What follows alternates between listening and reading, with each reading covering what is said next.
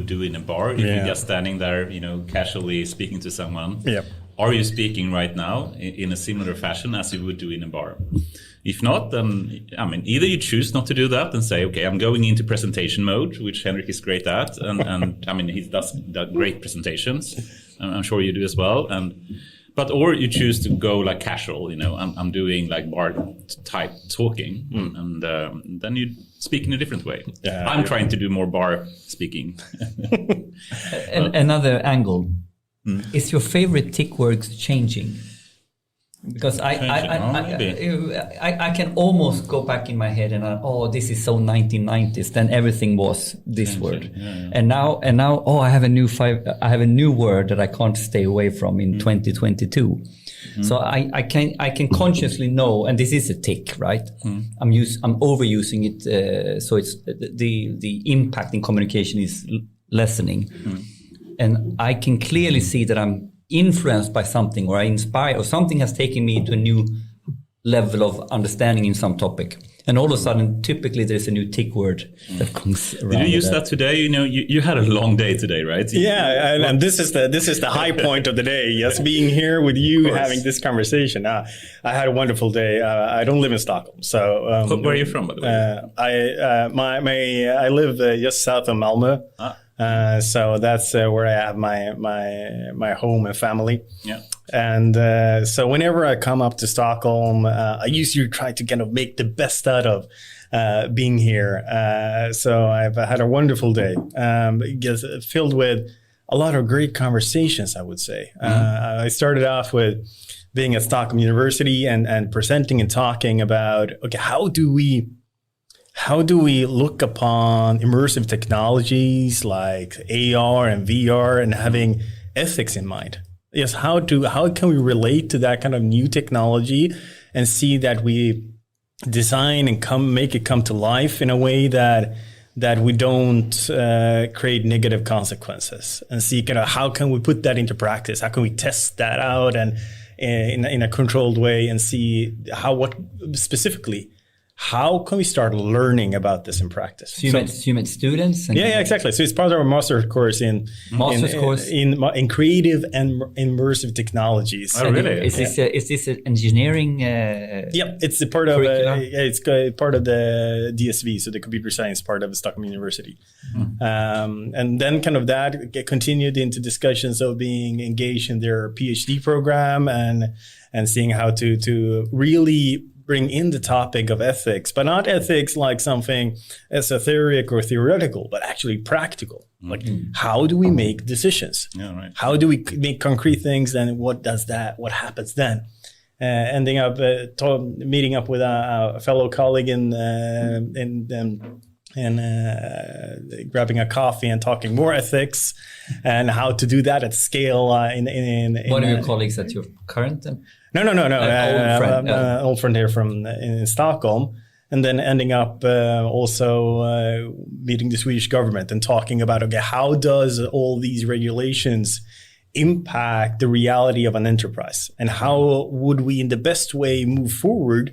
So regulation around whether that is AI or IoT, how can we actually see that as a wake-up call of seeing, okay, we need to be responsible. How can we gear up our processes and keep control of things, while most importantly also, I think, to not be hindered by bureaucracy.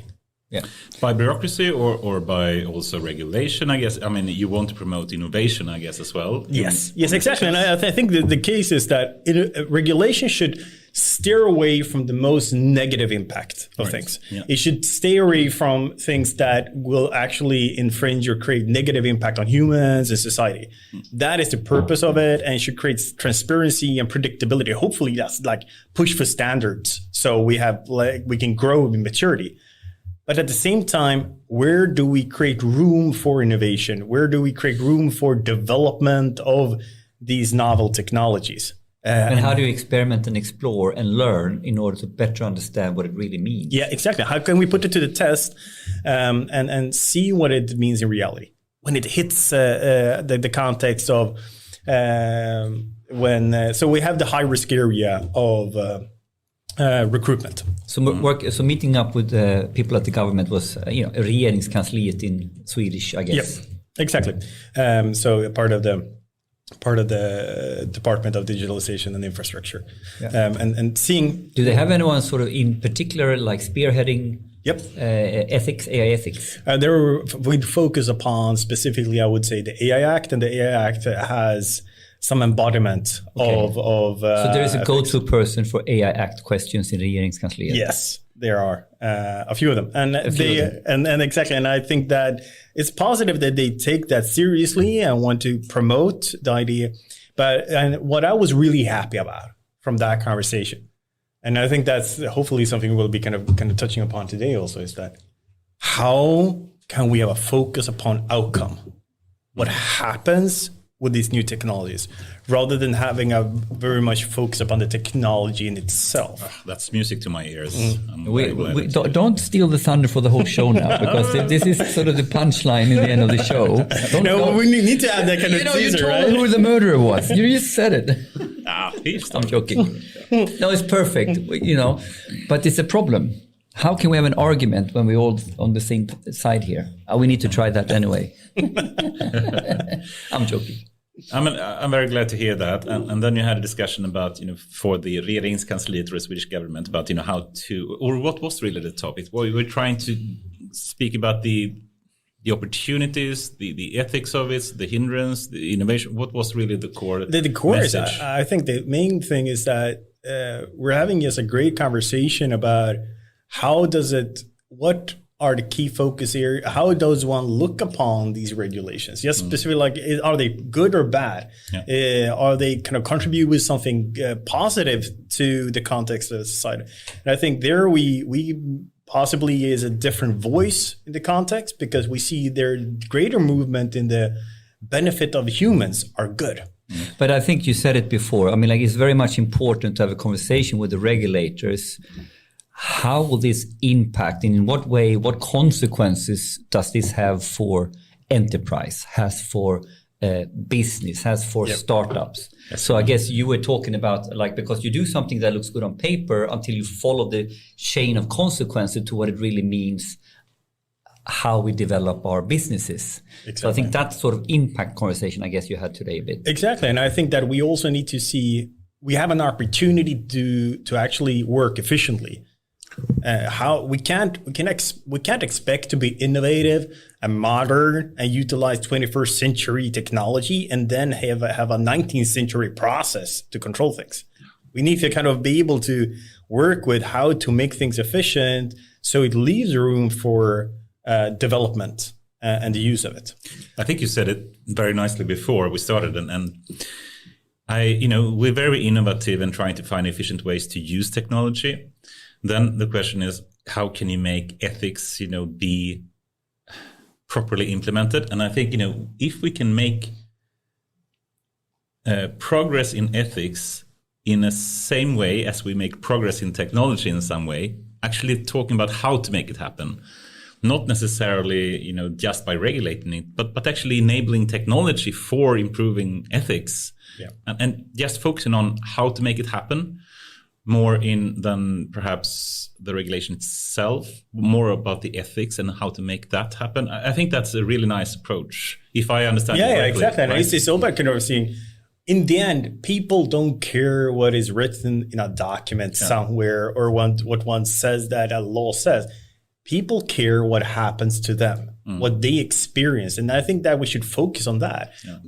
How can we bring out the essence of these acts and these regulations? How can we bring forward that it enables a sense of human autonomy, of freedom, of just feeling that you're in control, that I can choose. And then we can use technology to do those smart things. Yeah. I think it's more that the reason why we haven't seen that surge and the presence of that at scale is just there haven't been really a business case for it. That it's more to see, possibly the good part of regulation coming is that it possibly will create a greater business case for driving this forward. And in the end, if one can create both a positive impact on society and a good business case for it, we will actually see investments going towards that direction. Then it will automatically drive in that direction, right? Yeah. So we'll see it happen. Yeah, we have a topic later for the AI Act and other regulations. I'm sure we will continue speaking about that. And you just actually, before we were on camera, I was trying to go down a rhetorical path that we need to think about the practices versus technology itself. I think you said it better. It's how we implement ethics that's the critical path, because maybe we even have ethical frameworks to rely on or legal frameworks to rely on, but we need to find a way, how do we implement that? How should to go about that, implementing that effectively to have ethical AI? And here's the challenge then is, what you regulate, but also how do we make, the risk is with innovation is that we get paralyzed, right? So we really need to work on the implementation part. And this is what I mean. Yeah, are there other things that are more important around practices and how you implement think about the effects. Thinking about the outcomes of the technology and regulating the technology, this is sort of regulative part. But then how to implement, how to go about it. I think that's what scares people off. They don't know how to act, and then we get paralyzed. Yeah, but that's a part of the complexity, Yeah, it's that it's so much easier, yes, to write a recipe.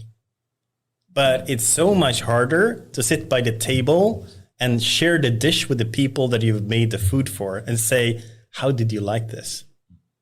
And I think it's that kind of that you need to be able to be part of a process, part of the reality, being able to take criticism, loop that back, make it better. And I think that's the part of and this actually is a good kind of going back to just the discussions we had around analytics in general. You need to be fully immersed in the reality of what is happening. Yeah. And that's when you actually in the core make business, in the core in society. Exactly. And how people feel about it. And it's when you're in that reality and truthfully kind of take in that experience, one can design and adapt to it. I think it's we need to make it hard for ourselves. And being agile about not only technology, but actually ethics as well. Yep. And in that way, being able to promote, beneficial use of technology and minimize negative use, basically, right? Yeah. And it's exactly. And there's a ton of other really great reasons of doing it. I think one of the things that I'm trying to kind of come back to all the time is that if we know what we're doing and we have control over it, and we have a focus upon the outcome, and we can rectify it and improve it, we're actually signing up for more sustainable business models. Yes, very well said, I must say. I mean, I think it has a big benefit if we can actually make the business case for ethical AI or data usage that will make the whole business, steers automatically towards doing that. And I think that is truly a big use case. And if people understand that and actually make it part of the business model, they will have a big potential success, right? Yeah. Hopefully that's something that becomes more aware and more. And I think that I hopefully the push for this will not only be compliance or law or just the risk of fines, but actually seeing that, wait, now we can build trust, we can create better products, better services. It's more to see that, it's a bit harder before we get the practices into place, before we have the competence to do these things. Sure, it will be so, but let's just, I usually kind of use the analogy of, we've been teenagers having fun with technology, all wild and crazy. And now we just kind of need to grow up, mature a bit. And it's a bit tougher, but we just need to do it. I mean, if it's just compliance, then people will try to find, whatever kind of shortcut they can to get away from it. But if it's actually part of the economics as well, so actually drives positive change in economics, then, this will be something, companies really strive for. Yeah, exactly. And everyone that have kind of been into any kind of software reality for a while, we know that it's extremely costly to develop and shelf something. Yes. And it's more kind of saying, how do we avoid that? Yeah. Awesome. That's a great topic. It's easy to continue that. But before we continue that discussion, I would like to very much welcome you here, Giovanni Leoni. Thanks. It's a great honor to have you here at the season opening of the AIAW Work podcast. And you're basically the global head of algorithm and AI ethics at IKEA. And it's my head just starts spinning when hearing that title, and so many questions pops it up in my head. But I must say, I think you actually have another title in your resume that I'm the most envious for, which is actually a nightclub manager in Radisson. You have to mention a bit about that. How was that like? Or what did you actually do? What did I actually do? It's exactly as it sounds. Now I think that it goes back to I was brought up in a restaurant. So my father, he came from Italy in the mid 70s, and he had Italian restaurants throughout my upbringing. So I'm the pizza boy. So that's my history. So when I started to get in my teens, I just said my father then knew a couple of nightclub managers, and I wanted to work for them. So that like the first day on my 18th birthday, I started working for nightclubs also. So I worked on the side of my studies. And one of the nightclubs that I was working for then while I was doing my studies was then at the hotel, the Radisson SAS Hotel. Yeah. So during nights, I was managing this nightclub with a capacity of up to 3,000 people. And during days, I was studying business administration, just kind of get my head around it. But a really fun story out of that one. So I've been kind of in that context of service business and restaurant business throughout my younger years. I remember a Christmas day where we had the full capacity, a lot of people. And that was back in the days where it was still using physical cash. So it was the whole night. The only thing I did was in addition to coordinating the 8 bars that were open, was actually just running around between the bars and collecting cash. So towards the end of the night, I ended up with a table the size of this one, just filled with piles of cash. And the hotel manager came down. It was like 4 or 5 in the morning and said, "Do you want to help with counting this?" But no, I feel responsibility for this. I want to count it myself. So I ended up counting everything of that. The big pile took me at least 2 hours just to kind of get that sorted. But I felt that it was a kind of a part of that reward of actually just getting through that night. Wow, counting cash. Awesome story. It sounds like an awesome time as well. But with that, still, who is really Giovanni Leoni? How would you describe yourself? I think I'm quite relentless in wanting to move things. I think that's the thing. That's me. I've launched myself into new challenges and new topics and new areas constantly throughout my professional career, and kind of see, okay, how can I make a difference here? How can I move? How can I move process or people or just invent things? I have tried to do a difference in terms of how to utilize data or create new business models or analytical models, or just bringing new concepts to get people on board. Just change. I think I'm the opposite of maintenance. I want to gear up things for maintenance so it's kind of effective. But when I've come to that point, I usually want to just kind of keep on growing things. So usually I throw myself into either where I get an opportunity to write on a canvas, something new and exciting. So that's a bit of creativity, but all these like enormous challenges. So one can just move it. And I think over time with maturity is that it kind of being humble that I'm just a person. You can only do change through and with people, like having a team of colleagues around you and moving, whether that is driving analytical change or driving change of processes or analytics and AI ethics at scale, or driving automation at scale, or like whatever that is. It's just kind of, you need to have a diverse group of people around you that have different ideas, different thoughts, different competences, and you drive that together. And I think that's been me on a professional side. And I think privately, I would say that I'm quite conscious of focusing on the things that is most important for me. So it's really about deep relationships and trying to make the best out of each day, and kind of really seeing that it's a blessing just to be alive. Sounds like an awesome metaphor for life, actually. Yeah. Cool. But if we just move, you've been to IKEA at least 2 times, right? Or more throughout your career? I've been there, I think, in total about a decade. Yeah. So first round I focus upon everything from global supply chain to process development and analytics development. And the second time around now, I did a stint outside external practice as head of automation in the city of Malmö. And then I came back focusing on analytics and now ethics with focus. So it's been there. And prior to that, I've been everything from e-commerce to software as a service products and the physical retail and like moving packets for UPS and of course, a lot of service business. What made you, come back to IKEA? Can you just describe, what made you or attracted you to IKEA as a company?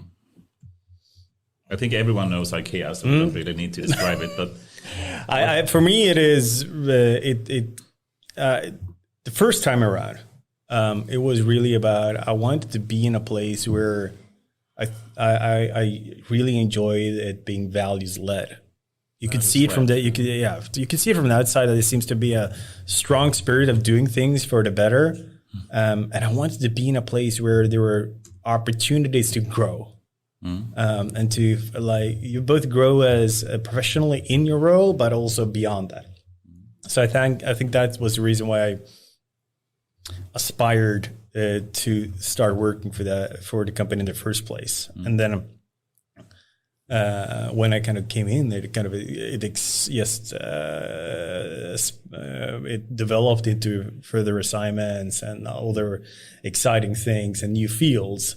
But also one thing led to another. So I ended up doing a project and that led to another role. Then I did another project that led to another role. Many times it's been a development over time that has just shifted. And then I went out a couple of years. And what made me come back was that one of the last things I did was seeing how could we work with advanced analytics at the part of Inter IKEA Group that I was working for. That was one of the last things, and I had great support by my manager at that time, trying to really build that kind of foundation, everything from literacy to platform and ways of working and use cases. And one of the last things was that I drove advanced analytics project around affinity and substitution of range. So sorry, once again, about what? Affinity and substitution. So if this product is not on the shelf, what happens? What are the ripple effects across all baskets? And how does that impact the whole kind of setup of planning for that range? And how does that the ripple effects on everything else? So I've been working on that idea for 5 years, defining it and kind of going through the process of making that more and more mature. And then I delivered that project, one of the last things. And for personal reasons, I left IKEA to work for City of Malmö as head of automation. And what made me come back was primarily that my private situation changed, but my manager came back and said, do you know what? What you build up, we're scaling. We need you to be a part of leading that. Nice. So it was more or less kind of picking up on the same pace and doing things at scale and being part of that journey of driving advanced analytics. I mean, it sounds great. And IKEA, of course, is one of the top companies that they were most proud of from Sweden and a success story in so many ways. But also to give some negative side on it, I remember speaking in IKEA at some point, like 2005 or something, like 20 years ago-ish. And it was for a new IT boss or something there. And we're trying to speak about the possibilities of using VR, even at that time, a long time back, or just having a bit more advanced web interfaces and going away from a physical catalog. And apparently it was super tough. And it was a big struggle to be more digitalized. At least that's my feeling at that time. Would you agree that in the beginning it was really hard to make IKEA become more digital? It's a good question. I would say yes. As any non-digital native company. So it has a history of almost 80 years as a home furnishing business. It was successful even before computerization or digitalization. Right. Since the past 20 years and then the presence of computerization and digitalization, it has of course increased a lot its presence. And with any company, IKEA is not unique. If you're non-digital native, which is if you're not the Google, Amazon, or Spotify, then you need to. The challenge is not the new tech. It is how do you manage the legacy, and not really the technology part. That's not the big part. How do you manage the legacy of process and people? Right. Yeah. How do you manage to actually create a good enough reason to put in the effort to make a change the whole way you're working and the competence needed to apply that technology to be relevant? So that's a huge challenge. And I think that will be a challenge also kind of, even if IKEA is on a big movement of digital transformation, it will be a hot topic and an important topic going forward. I'm an optimist still on most topics. So the good part of it is that it makes you, who is working with technology, to have a focus on the business. Right. You need to you bring in your competence and your understanding of technology. You bring that to the table. But at the table, you talk about the business value. That's upfront and most important. You need to have a clarity around that. You need to be able to talk that kind of language to be a part of shaping the business process that you want to move towards with a business angle to it. That needs to be in focus. And I think a non-digital native company kind of forces you to do so. Those that kind of don't have that focus, they seem a lot. Why don't they listen to us in IT or digital analytics? Yeah, because one needs to come to the table and talk business. Then when one has agreed upon that common picture and where one wants to move and where the business value is of how, for instance, a certain business process would, by improving the decision support for a certain range, or support the pricing of something, or improve the user experience for a customer. Do we want that? Yes. Is that a part of your game plan? Yeah. Okay. Do you feel that you want to invest to get better performance out of that? Yes. Okay. Then we have the side part of redesigning process and technology. But that's the side part because we have agreed on the most important one. And I think that's a necessity for our non-digital native company. If you have a digital native company, that's already ingrained because the business model is already infused with the logic and process and technology. But I want to pick up on this because, I mean, like we go back, I think we met the first time in 2015, 16 in different conferences. Yeah. And I recognized very early, and I want you to share this on here a little bit, that we were in some way sharing a common belief system, very much having to do with our experiences working with a company with a very, very proud history. Like I was at that time in Vattenfall, a 100-year company. So in many ways, a truly physical company with physical assets. And you were at IKEA. And what really, where I think we really connected is that on a very core fundamental level, our belief on how success will look like, or what is the actual change process all about, could be summarized very simply. And that is, how do we make the data topics, the analytical and AI topics, as a natural embedded part of core business? So I think when we see this in a company that has a legacy, there is this divide internally of who's the business people, and we are an analog process, and we have IT and technology people to support the core business. And the fundamental topic is, all our governance processes is set up in this fashion, the business and the other ones who supports them.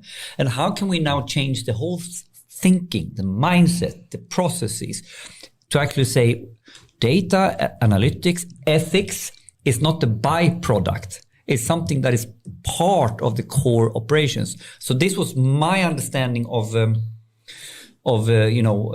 this point of view, this life philosophy, sort of what change is all about. But I put a lot of words in your mouth, used to frame the topic, or it's because that's what I felt. Do you feel the same, or is that the kind of stuff that we're talking about here? Yes, Henrik, I feel the same. No, no, I think the key it is really kind of how do we truly kind of get on that? It's about kind of really destroying the perspective of us and them. It's all about kind of the togetherness of it. And if we have a challenge to understand each other, then we just need to educate each other. I usually talk for thousands of hours with people just to understand their reality. And to really I usually tell the people that when I come into a new context, give me every single detail. Tell me everything, all the challenges. I remember when I was driving automation at the city of Malmö. There's a really good story. And then there is the discrepancies even larger. People I was the person from IT. I could have more or less been the person from Mars. And so I entered these management groups.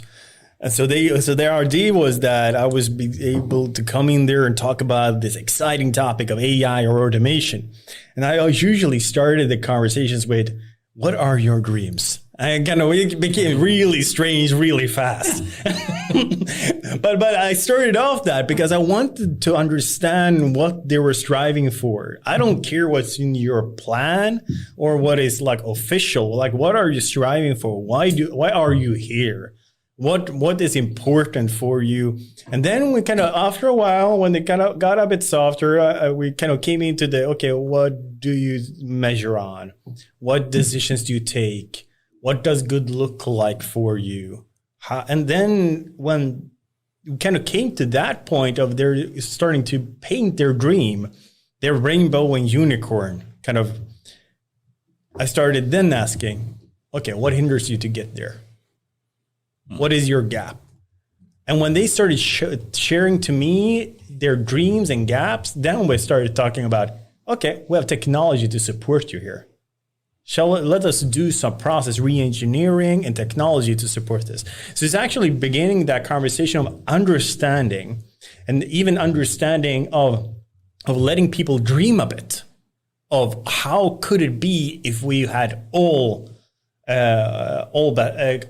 rules put aside, and really understand that, because I think we're also constrained with our organizational boundaries, our ideas and frames of work, and how we shape things, our project plans and development plans and the KPIs for the next 3 years.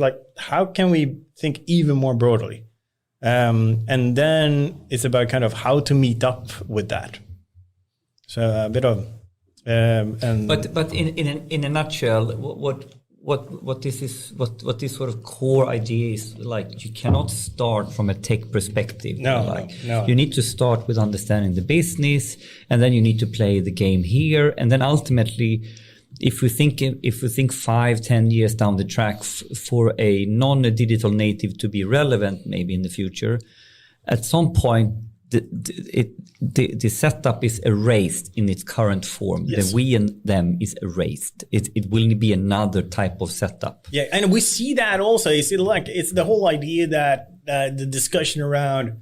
You can see that reoccurring in different shapes and forms, but you can see that in the discussion around data mesh and data domains, about domain focus, of getting close to business. It's all about really seeing, okay, we need to be as close to reality where things are happening as possible. And kind of being able to see how do you bring in the expertise to that reality. But it's not the expertise in focus. It's actually the reality and where things are happening and how you take decisions in that reality. Yeah, so and to make this super simple, because it's not rocket science when you just look at it plainly. We simply now, to run and operate our core business, we need to add a couple of new disciplines and perspectives on our core business reality. It hasn't moved out of the core business reality. It just happens that you need to think about the data, AI, ethics perspective in the core business reality. It can't happen somewhere else. I think it's that simple. Yep. But just also of course, we really should think about the business value first. Yeah.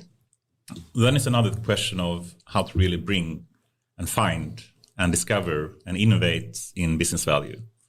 And then you can think about, okay, should it be domain experts in how to make sales happen or how to manufacture a product or how to design clothes or whatnot? And we sometimes speak about the catch-22 problem, which is that we have domain experts, let's say manufacturing for IKEA. And then we have tech experts. And tech experts don't know about the domain. And domain experts don't know about the possibilities with techniques. So if you just let domain experts, let's say in manufacturing, decide exactly what they should do, they will never come up with new innovative ways that technology can enable. If you just let tech experts decide everything, they will do the wrong thing that probably don't provide a business value. So do you have any thoughts about it? Would you agree with this catch-22 problem? Yeah, of course, without a question. And I think that's what you need to do is you need to come to a clear understanding across all these groups that neither of us are right. Neither of us can do our job alone.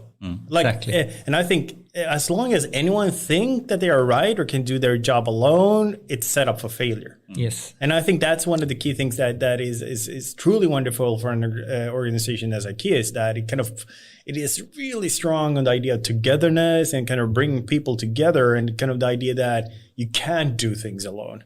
And I think that we need to see more of that I need to be able to bring in that different perspective. I need to learn about that different perspective. I need to be able to talk with that different perspective. So even if I'm an expert in tech, whether that is a data engineer, data scientist, business analyst, or whatever that be, is that I should have an incentive that if I want to do a good job, I need to learn the reality of my business partner. And just kind of understand what are they talking about? What is important for them? What does the reference of good look like?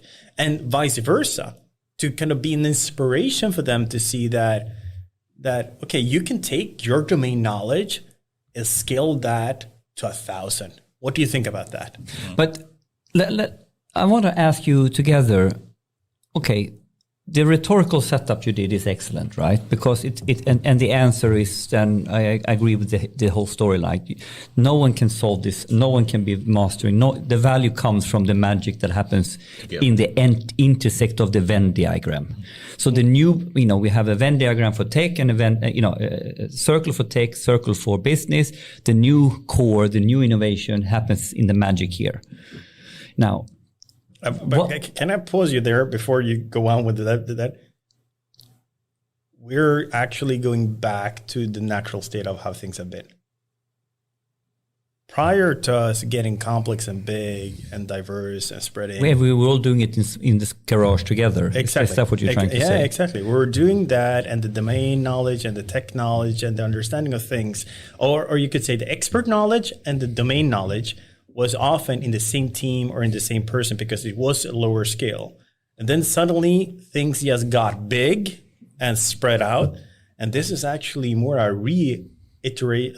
like a resurgence back to a more natural state. Oh, but is this a resurgence, or is it simply that we have been on an innovation to maturity curve on one S cycle, and now we're going into innovation and pioneering on a new S cycle? So there's different mechanics in innovation, growth, maturity.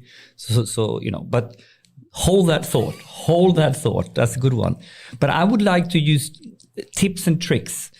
Do we have any simple views? What are the simple mechanics or things you do in order to foster and make that magic happen? The translation between the two. Any good ideas? What works? I have one word, and that is curiosity. You just need to be so. Love it. Yeah, it's curiosity. If you're not curious about your other person, that person that is different from you, because that's a different person. They maybe have a different training, a different background, a different point of view. They don't even use the same words as you. Like that's like almost like from a different planet. If you're not curious about the different person, you will actually never make that happen. But this is huge. But then if we think about IKEA, a non-digital native company, and they have people that's been working there for 40 years, perhaps. Yes. They know how to do things. Yep. They have done that for many, many years, and no one should tell them, how to do their work. Yes. Then potentially we want to drive some change. We want to make some kind of transformation in terms of digitalization. How do you do that then? Because they may not be curious at all. Absolutely not. You then need to work harder to show value. You need to be. That's just the reality. You have a person that have done an excellent job. Let's say they've done 1,000 business, thousands and thousands, like tens of thousands of business decisions that have shown success at a global scale. There's like huge amount of respect to that. And with the humbleness, then it's my job to bring value to the table. If I'm bringing a new idea that I want to change, the responsibility is on me to take that into account and show value. If I can show value, then the conversation can start. I think that's good. So what you're saying is that have respect for the value that the guy in the business has created for maybe a whole career and how big impact that person or girl or guy has had. So therefore, it's kind of on you to come to his turf and be able to articulate value together with that person. Or even better, I would say, why does the most models that we design fail? Because they're not represented enough of reality. And here is where that domain knowledge is invaluable. To be able to bring that on board, translate that in how we design models. Yeah. And I think it's actually, we need to start really seeing this experience as something that is invaluable to design relevant models and to see kind of how do we kind of really make them want to share to design these models in a relevant way. And to see kind of, if we do so, then we can scale on top and augment their knowledge on top of it. But let me try out another one. I think there is a very basic language barrier part of this, because when you go to university and you learn all about data science and data engineering, it is a lingo, of course. And if you work in a manufacturing setup, it's a very, very specific lingo around whatever you're doing in manufacturing, or like in any business, right? Yep. And here, basically, you don't sometimes even get the chance to show and discuss value and prove your worth, because the way you are speaking and talking means that your 10 seconds attention in the AIDA is gone, right? Yeah, exactly. And that's where you need to start with the simplest form here to not kind of lose track of that, is that what do you need? Exactly. What do you want? You don't even need to speak on your house. No. You don't need to push. It's not about pushing things or ideas. It's actually trying to find that connection point and to see kind of getting that conversation going, because we're humans. We can't connect with each other if we kind of get that conversation going, then we build a common language, and then we build a common idea of how we want to make this kind of this project or development work. But it needs to kind of start with that we are curious to ask that question. We just need to kind of acknowledge that no idea will be well received, no matter how valuable. No business model will be well received, because it doesn't have an anchored in the fundament that we are kind of really hitting home on the value that we have together. Because you haven't established a common ground, so we can discuss value together. Yeah, exactly. So the common ground needs to be there. It goes back to the bar test. You know, if you are speaking in a way that you can't do in a bar. Not in a bar, but in the business sense, right? Speak like, start on the human side. Start on understanding what's the agenda here. What makes you tick? What makes your business tick, or your, Yeah, don't go exactly. into. And I think what is really exciting in those conversations is that oftenly the drivers is not part of the official KPIs. So we're actually having conversations of things that is not the official, is not things that are published or reported, but it's actually the true business processes and decision making underneath the surface. Yeah. And I think that's where things that are getting really exciting, because you then can connect, shape, form, deliver, move, and kind of make things happen, even if it's not like according to the official. It doesn't really matter if it's according to what is politically correct or according to what is officially planned or decided. You're actually in the business process. You understand what is happening there, and you try to meet that reality.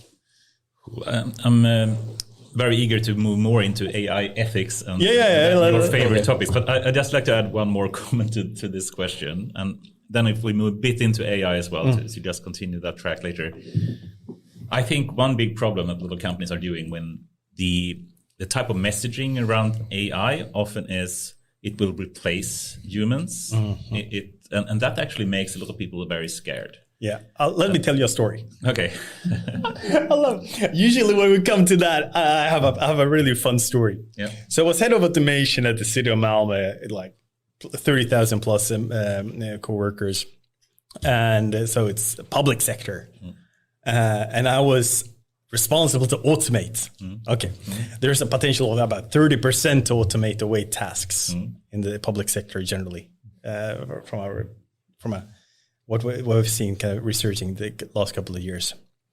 So I ended up around a table with all the central representatives of all the unions, talking about why we should automate away tasks for their employees.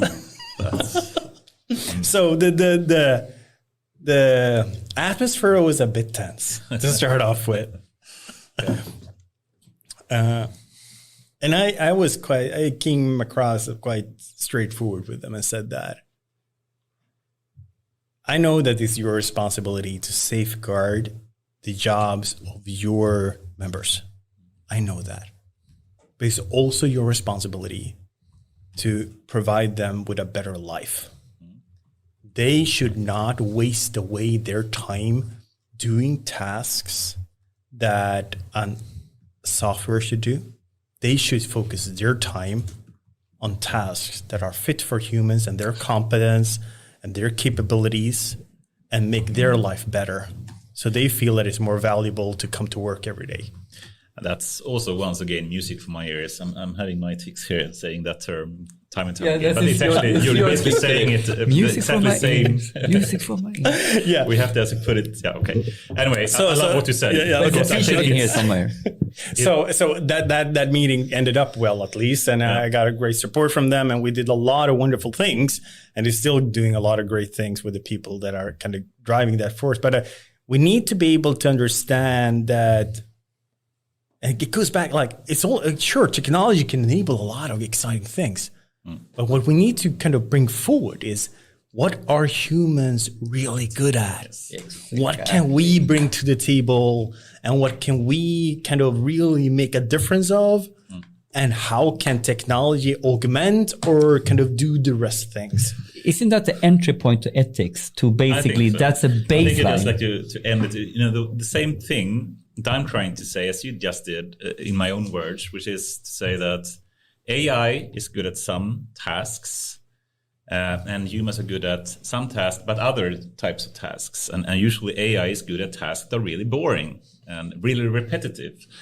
And humans, fortunately, are really bad at these kind of repetitive and boring tasks, but really good at other stuff that AI is not good. So it turns out that AI, luckily, is a very good complement to humans. So it is very obvious to me, at least, that the best ways to use AI is to complement humans and use them together and not to replace humans. Do you agree with that? Exactly. And I think that what we need to figure out is both getting that kind of storyline to be fundamental, but also that we start investing a lot of money in the interface. How do we create such a great interface that we can have an iterative process where we as humans get suggestions, give feedback, get feedback, interact, really kind of being that fluent part in connection with technology, and where there needs to be enormous amount of money spent into user experience development to kind of back that up. And I think that is it's undervalued to an extremely high degree. And when we come to that point where we can have a great interaction and a great division of work, I think we're going to have a wonderful work life. I think you're nailing the point on some of, what are the key working areas in order to get value out of AI for society. And if we think the complementary story is the right one, then, AI augmented UX to really understand how that process now looks like. This constant feedback loop that actually improves, appreciates the value of the algorithm on the one hand side, and at the same time, makes life and the workflow fluent, easier, and convenient for the person doing the work. So it's not like, I'm leaving my workflow to go to my BI tool. Come on, it's the antithesis of what we're talking about here. It's the antithesis of what we're talking about. Exactly. Then you need a human to translate everything and do the analysis all over to do the consequence. So this AI, how we look at, reporting is flawed. It's based on, we had something, we did it in one way. Maybe we had the purpose that you need to, that's a work in itself. But any insights, anything we need to do like that, if we truly believe in complementary, this topic of understand the research on how our humans dealing with numbers, right? How are we dealing with decisions, and how can we make that so we feel credibility, trust. I think this is a huge topic. I think this is actually the best way to have ethical AI. Just trying to find a bridge here. Great. And let me start off that journey, that topic with a story. Let's make it tangible here. He runs the show, Anders, not us. No, it's good. I love it, Johnny. Go.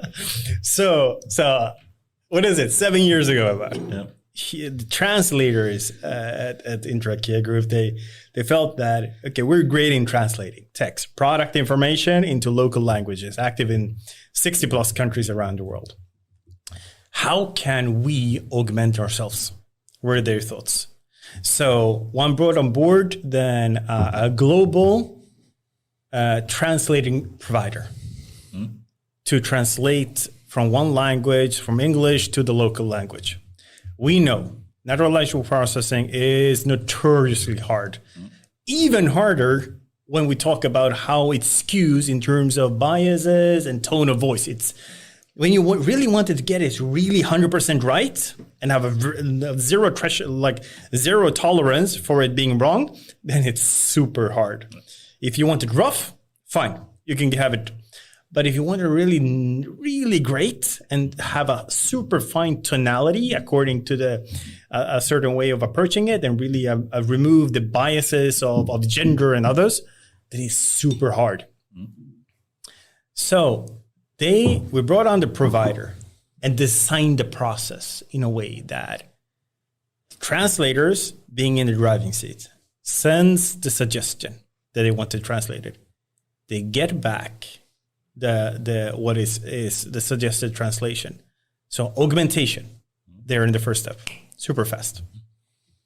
Then they review it, full stop, human in the loop, controlling what they think is relevant, improving, adapting, and changing it before setting it off into operations in the local languages, but also going back to the closed repository of approved language translations that are then used again for the next translation. All right. So the feedback loop as well. Yes. Feedback loop. Yeah. Human in control, feedback loop, control of biases, tone of voice, the full expertise of the translators that are also trained in the tonality, cultures and values, tone of voice, and all of those things. So you really utilize the full capability and capacity of the human while also augmenting what you can, but having a high awareness that it is limited. It will not be pushed. So it's monitored to see how it improves over time, but fully conscious that it will never be perfect.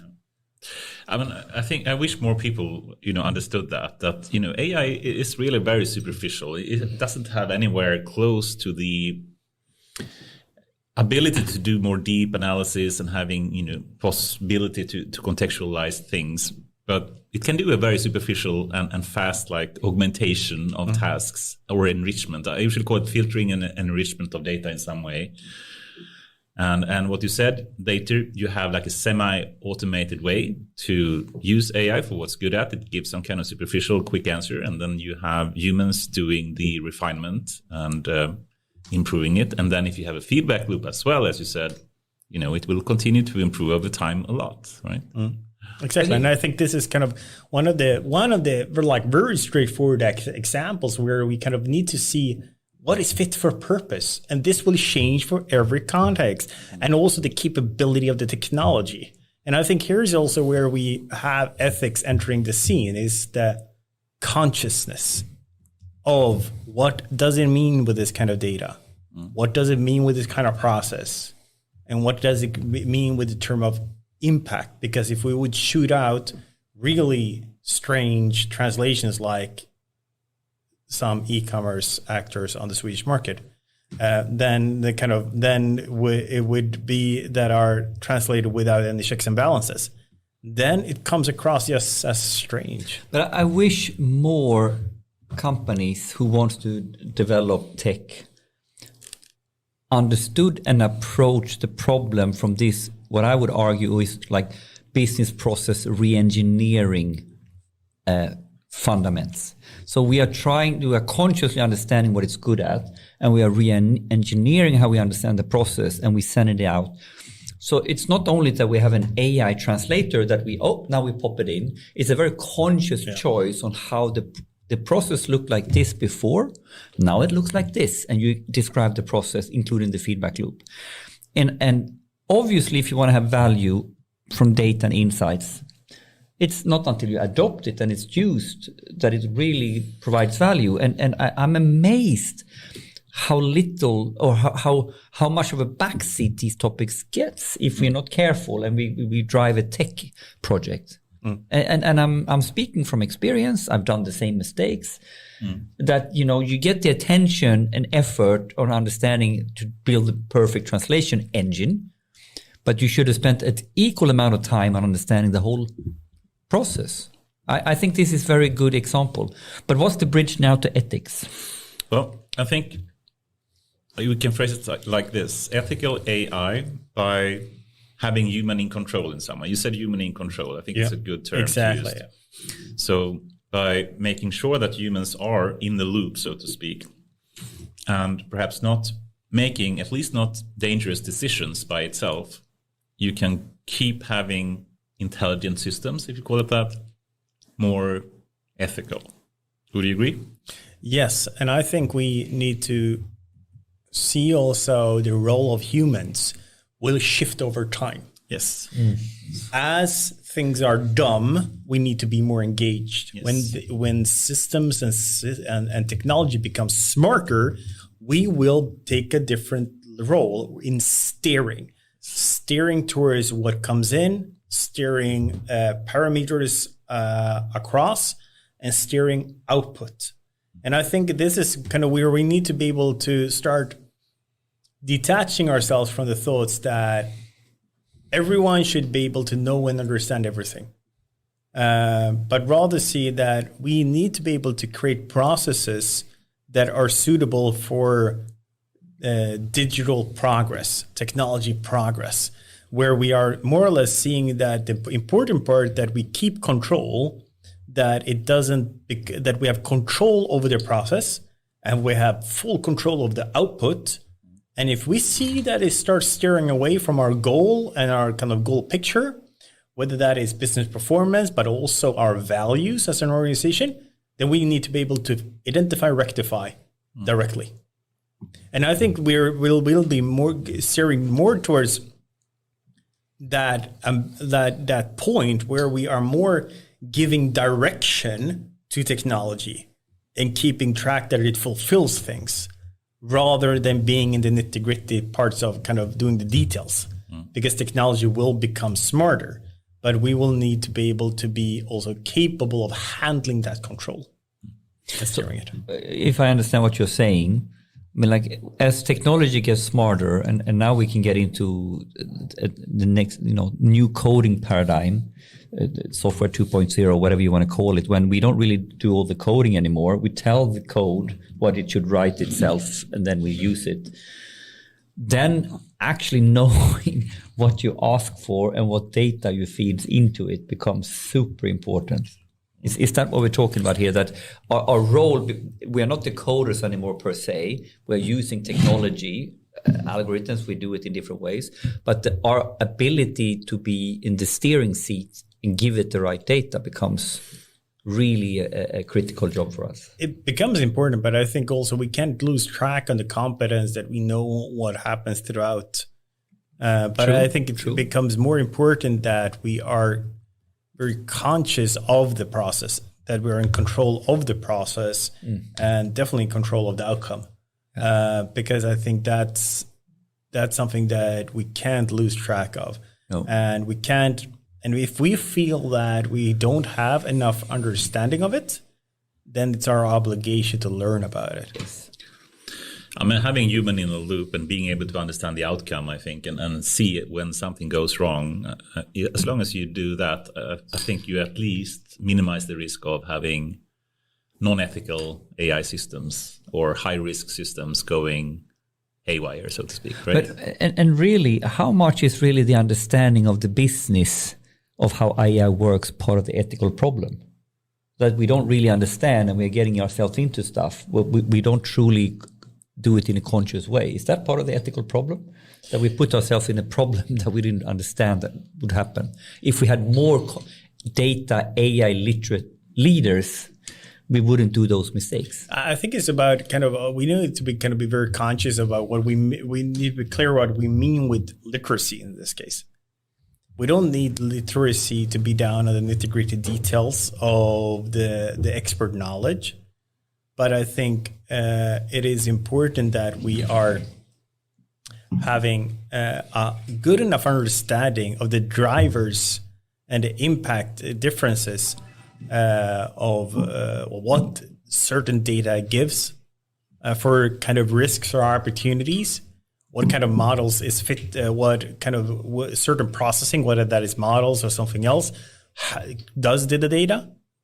And also, I think the main part that is one of the absolute most complex ones is that you have a certain output of data in a certain process. What happens when that hits reality in combination with other data or other processes? And what happens then? Because I think we sometimes want to simplify things into very simple silo solutions or silo data or silo outcomes. But it's when we start combining those also that the complexity rises. So literacy for me is also understanding that you have a consciousness enough to demand that the process is there to keep control. And then the details of that is more left to experts to kind of be in control of. Cool. And I think, just to linger a bit longer on what you said, it's a bit dangerous, I think, when the preference is different when it comes to ethical AI and business AI, or when the ethical values differs from the business values. I think it really needs to be ethical preferences should be part of the business values, I think. Otherwise, then it will be problematic. Yeah, right? I completely agree. I had a wonderful conversation with with the third largest fast food chain in the U.S., Chick-fil-A, about the topic of them wanting to develop and scale on responsible AI and ethical program. They're really values-led as an organization already. They have that as a top priority in their organization and how they design everything. So I said to them, they have been talking with a lot of consultancies, companies that had a lot of great ideas how to implement responsible AI. So I said to them that you don't need to make it that hard. Just listen to yourself. What do you believe in? How do you want to run your business? And then you move that, how your values led in your organization, and you move that in analogy into how you put that into practice within AI ethics. It should deliver the same outcome. It should be able to deliver the same things. Because that, you don't need an external standard to tell you what is right or wrong. You already know what is right or wrong because you want to see that in the outcome that is. So it's also about simplifying and going back to this simple idea that you don't need to make it overly complicated or create like a separate or diverse idea. There's a lot of great ideas around standards and principles that's good to listen into. But I think for things to be genuine, you need to go back to what you stand for as an organization. It needs to be the same. Yes. I think that's the simplest answer. Because, if you're an unethical company, come on.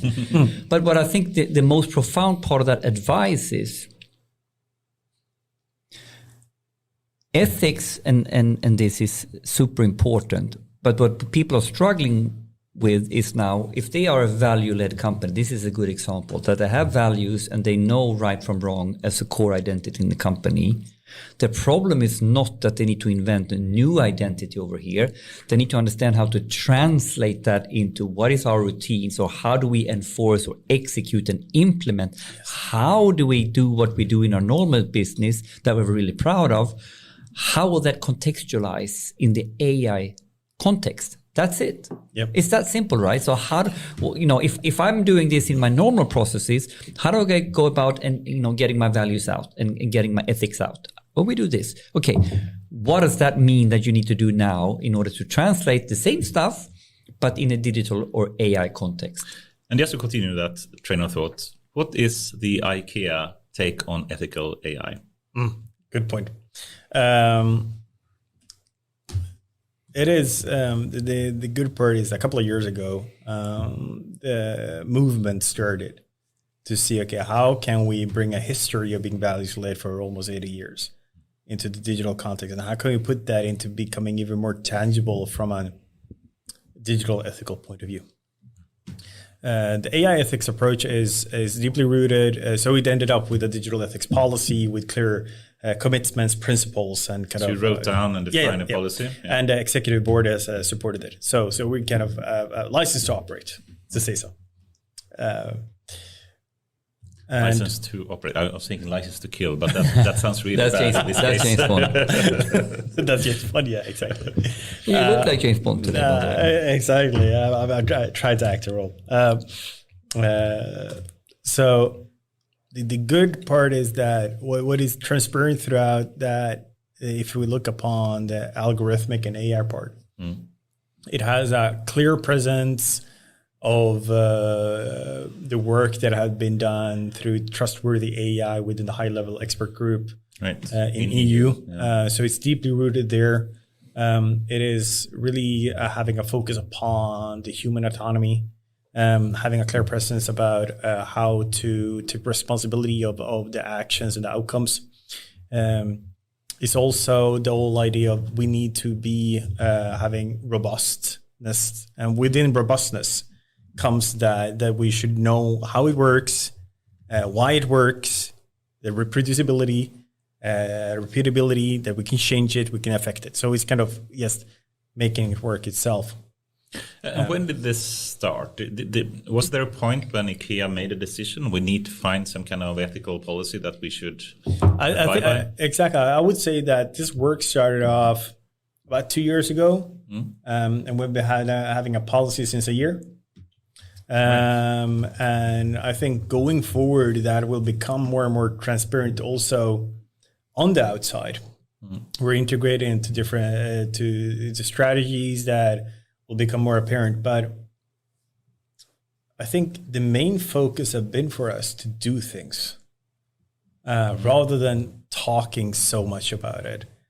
We like to talk about the approach we have because I think that is important of supporting the narrative and around our peers and the conversation that we need to see ethical AI or algorithmic and AI ethics. I usually use those two words together because I want to bring in everything stupid to everything very, very complex into that scope. It's like the definition from the AI Act of AI, which includes everything. Everything. And I love that because it, I used to simplify it to the point, like, what do you do? I used to simplify, like, we tell machines to do stuff. It actually is important that we are conscious as humans when we do so. So that's everything algorithmic. So we have been doing that, but we will see what we see is as important is by building up that capability within the organization. Both recruiting, getting people on board, getting integrated into business processes. So recruitment, do you have a special type of title or type of competence that you are recruiting for? Yes, we're having digital ethicists as part of our team, and we're all across the board. Everything from digital touch points to algorithmic processes and everything in between. Supporting businesses, being highly engaged into business cases as advisory. Developing policies for specific businesses. So we're in the nitty-gritty parts of details. Right. It's not about compliance. It's not about, talking about it or saying that we feel good. But it's actually seeing, I find it wonderful when we see that we can impact decision-making. That's where we make a difference. But I think this is super cool. I mean, like more focus on doing than talking. But music to my ears.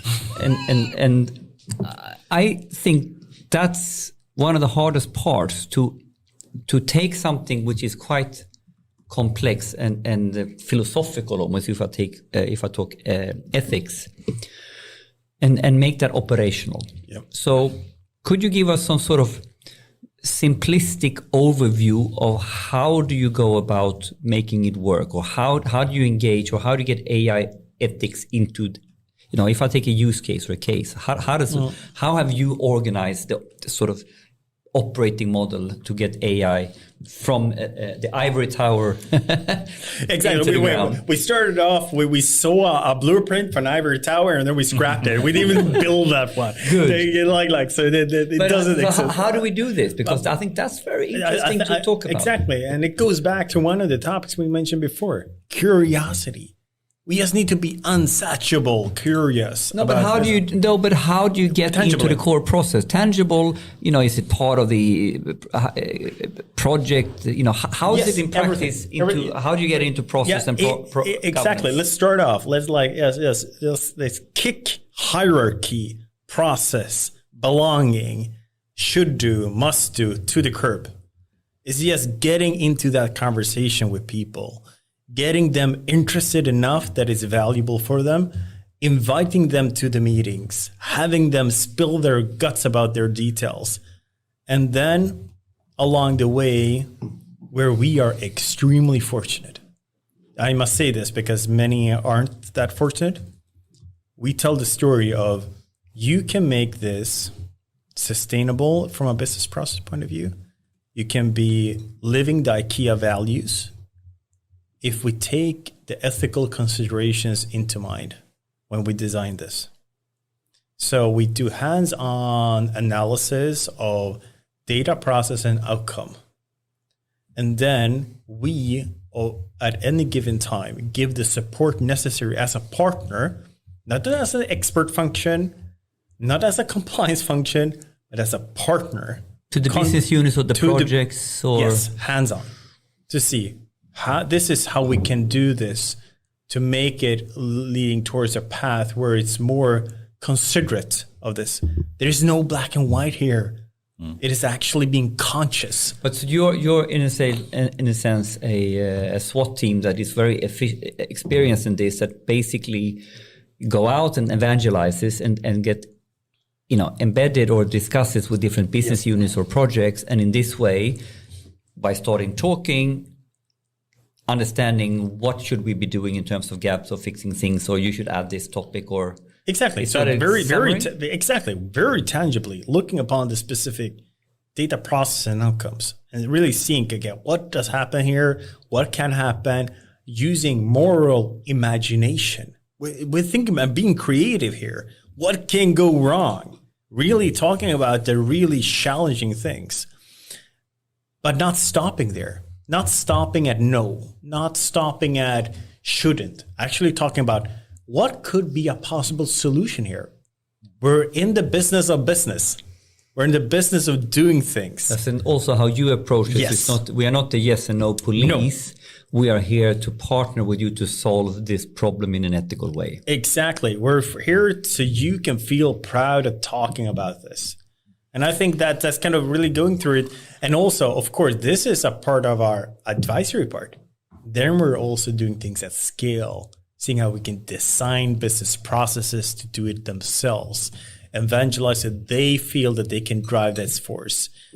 We're not here to be the bottleneck. We're just here to be the catalyst. So then you need to build tools for self-service so they can basically take it upon themselves in all the different teams. Yeah, and we have that, but we're just kind of going towards the idea that this will be fully scalable across everything, and seeing how we can do that over time. I think that's another T-shirt. We're not here to be the bottleneck. We're here to be the catalyst. Yeah, I love it. And it sounds really great, I must say, with, get rid of the compliance and instead, get the ethics into the process instead. Could you potentially, exemplify this somehow? Have you started with some specific part or some process? Could you give some example? One I could very specifically talk about. I can mention it without going into too much detail, but it's a kind of a discussion around how do we work with how we analyze data around coworkers, and how do we work with certain type of categories? How do we search with type of data? And here it's been such a wonderful process where we have just started that journey, because we're starting the journey. Okay, what data do we have? What can we know now? But then it doesn't end there. But it's actually a discussion of where do we want to go? What is the future we want, and what are the decisions we want? And what are the risks of the data we are looking at and taking decisions around? How can we take into consideration the quality, the diversity, and the inclusive perspective fully when we're both collecting the data and analyzing the data and the decisions we take? And how do we do that in a way so we both enable good decisions, but don't control or create a disenfranchised effect on certain groups? And so it's everything and I think those kind of discussions really taking the next step in maturity, in seeing that we're super conscious around how we are embracing that area, seeing that we need to enable understanding of the status, but also enable decision making, but not at the expense of the individual or certain groups, and seeing how we can progress that area in a responsible way. And it's having that kind of discussions and seeing how we can see that we are actually empowered to do wonderful things here. We don't need to simplify it to the point that it actually creates negative impact on certain people. And still we can enable decision making when we can explain it doesn't work well here. Okay, on what detail do we need to show that it doesn't work well or it's diverging to enable decision making on that level? I think this is a typical example of when you focus on the outcome rather than the technique, and saying that data about coworkers in general is bad is a dangerous path to take. Data about coworkers can really help. We need to know how many FTEs we have in our companies. We should, right? Yeah. I mean, I think this is a typical example. I mean, a technique, being able to use data to understand things, and potentially if you want to use it to understand coworkers, it can be used in a very positive way. Yeah. What you want to regulate or try to get away from is the negative effects of using data about coworkers. Exactly. And I think that's where kind of the discussions then arises like, okay, what decisions do you take? On what data? Why? What do you want? And then you start looking upon the data. How is this skewed? Do we have more than two categories for gender? Okay, how do we support that? Is there a target for certain representation? On what level? And it's really kind of being able to shape that discussion. So you kind of bring in the complexity of having a really human approach to it, but that's fueled by data and having business also. And you allow that complexity. You allow that on the table. You don't shy away from it. You allow the complexity and you find your path through it. And I think that's the thing, is that we need to we can't simplify things, but actually allow that complexity. And then we find a good path forward that is conscious. And then we learn from that, and then we kind of progress it. I think if anyone listening now, I mean, like, what would be very interesting to learn or hear about is like, putting the context. IKEA is a huge global company, and now we are taking a new topic like AI ethics. I would argue it's fairly new. And it's something that we believe many or all big enterprises, they need to go down on this journey. And I would argue, where do you start? How do you think about the journey? So do you want to share some ideas on how you were thinking, on the core phases, how you were starting it up? What did you go first? You mentioned it a little bit, getting the policy signed off by the executive board, but how have you been thinking about the journey? What is important in the beginning of the journey? Where are you now? So elaborate on a bit higher scale how to go about and think about this, and how you did it for the last 2 years, and with your projection for the next couple of years. Yes, I'm happy to have kind of joined about midway the process, and I think for any organization, whether that is private or public, one needs to be well rooted in the existing vision and values. That's the starting point. I think one needs to be able to kind of take a root in that. And if your value is to just kind of deliver dividend for your like shareholders, then you have a completely different set of problems. That's a completely different topic, and I feel sorry for them, and hopefully they'll find their. They need to start with they need to start the journey way earlier with the value. Exactly. So that's a whole different discussion, and I feel sorry for them. They'll find their reason to be also. For those other organizations that actually have a purpose and mission, is to be deeply rooted in that and understand, okay, how does this translate in how we design? How does that translate in how we design business processes? How does that translate in how we give direction of moving process, technology, and people? And I think that's the journey each organization needs to make. That's a starting point to really understand, to flip your business mission and values into the first way is to really start understanding what does it mean from this context. Yes, exactly. And then you can go like you move a step towards kind of policy or directions or guidelines, and then you move further down into, okay, what does this mean for each of our business units? But the outcome should loop back to the vision. Yeah. And that should kind of tie it all together. But did you have a very clear sort of roadmap that year one is all about going from this to policy? Year two is all about taking care of these categories? We can't make it in that way, because it's all depending upon the organization as such. Our ambition as a team and that work across Inter IKEA Group is to see how can we help everyone else, because we're just a small team growing, but we're still in the bigger context. You're a very small team in the huge context of exactly. IKEA So Group. it's more about how can we inspire others to find a choice here. How can we enable them to find a language many times? Because being a values-led organization helps you because they're already good doing like a lot of great decisions. So they're doing right already, but we want to enforce them with a language and a support to kind of strengthen their decision making.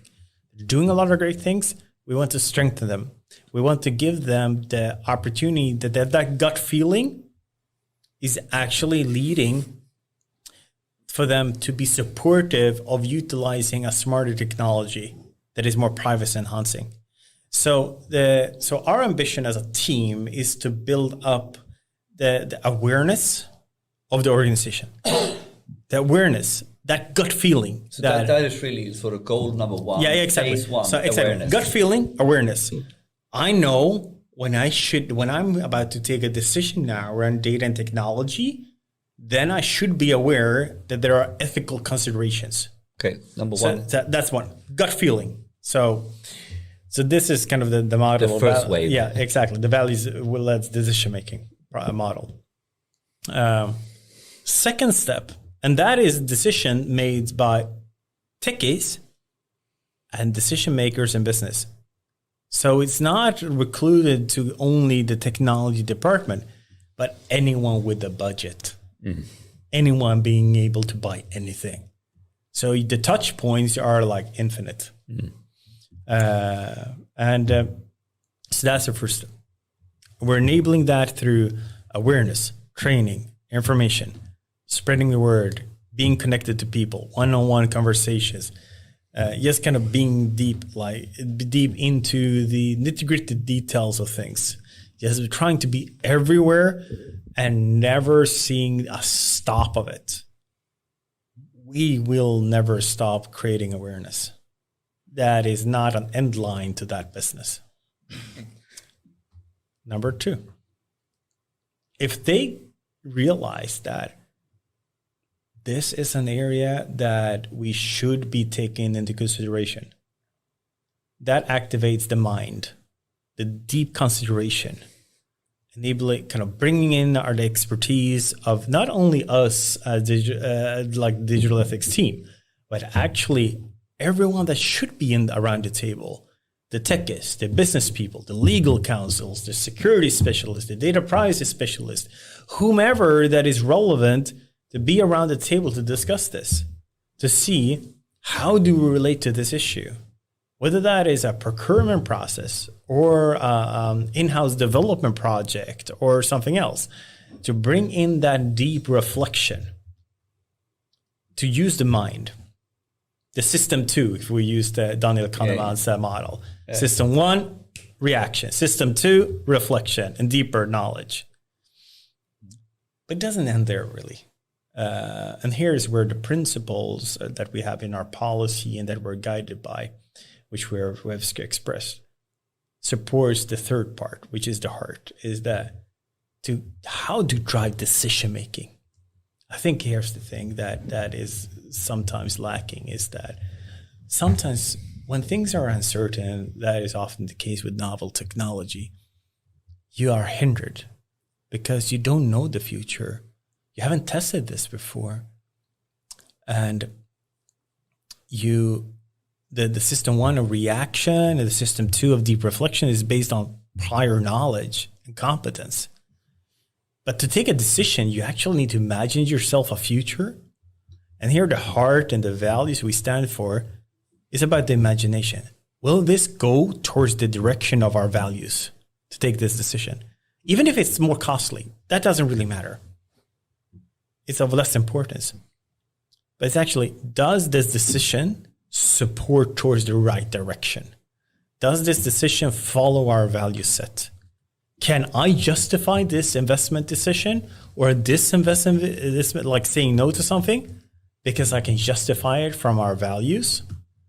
Then that supports it. So it creates, like, having this values-led and having principles have its sole purpose to support decision-making.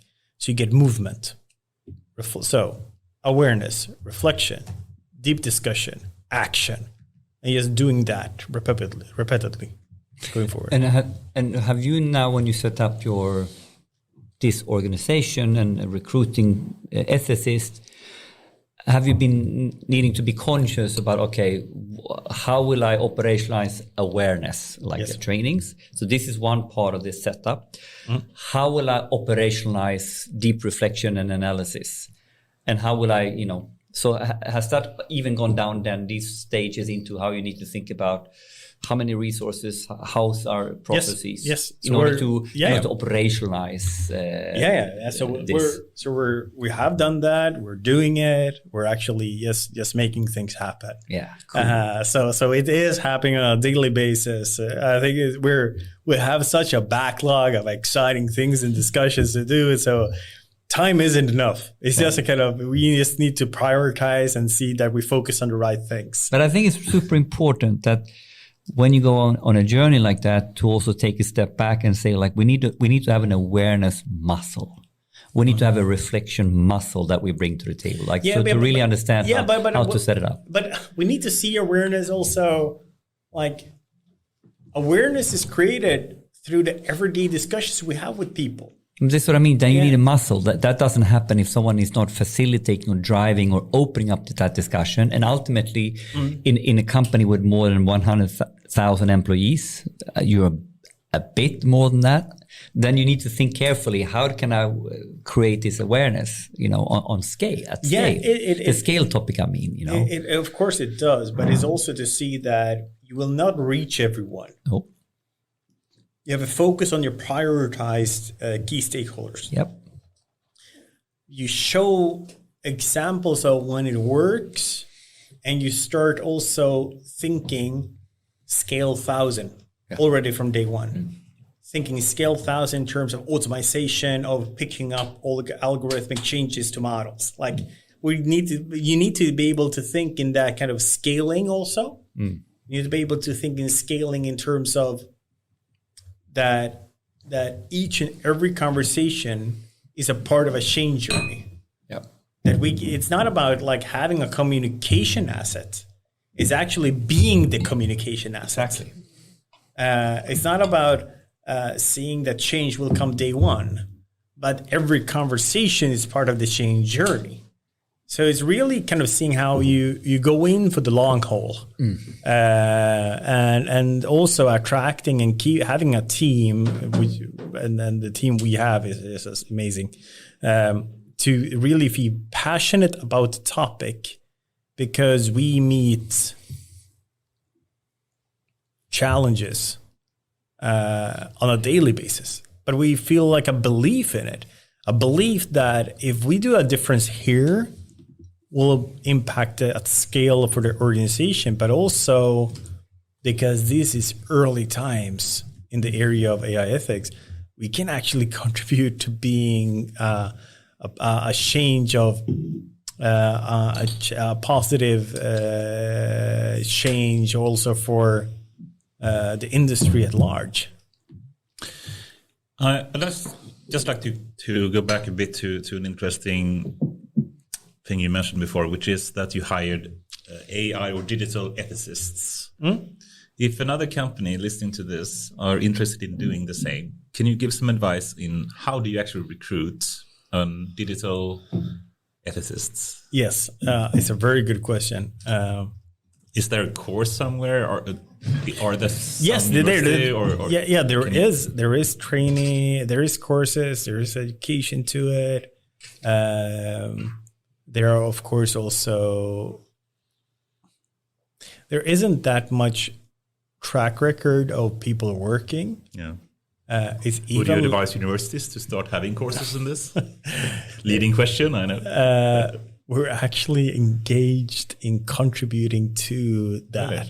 Cool. To like, and I think it's part of to start off with. We have I have a dialogue with multiple universities in terms of both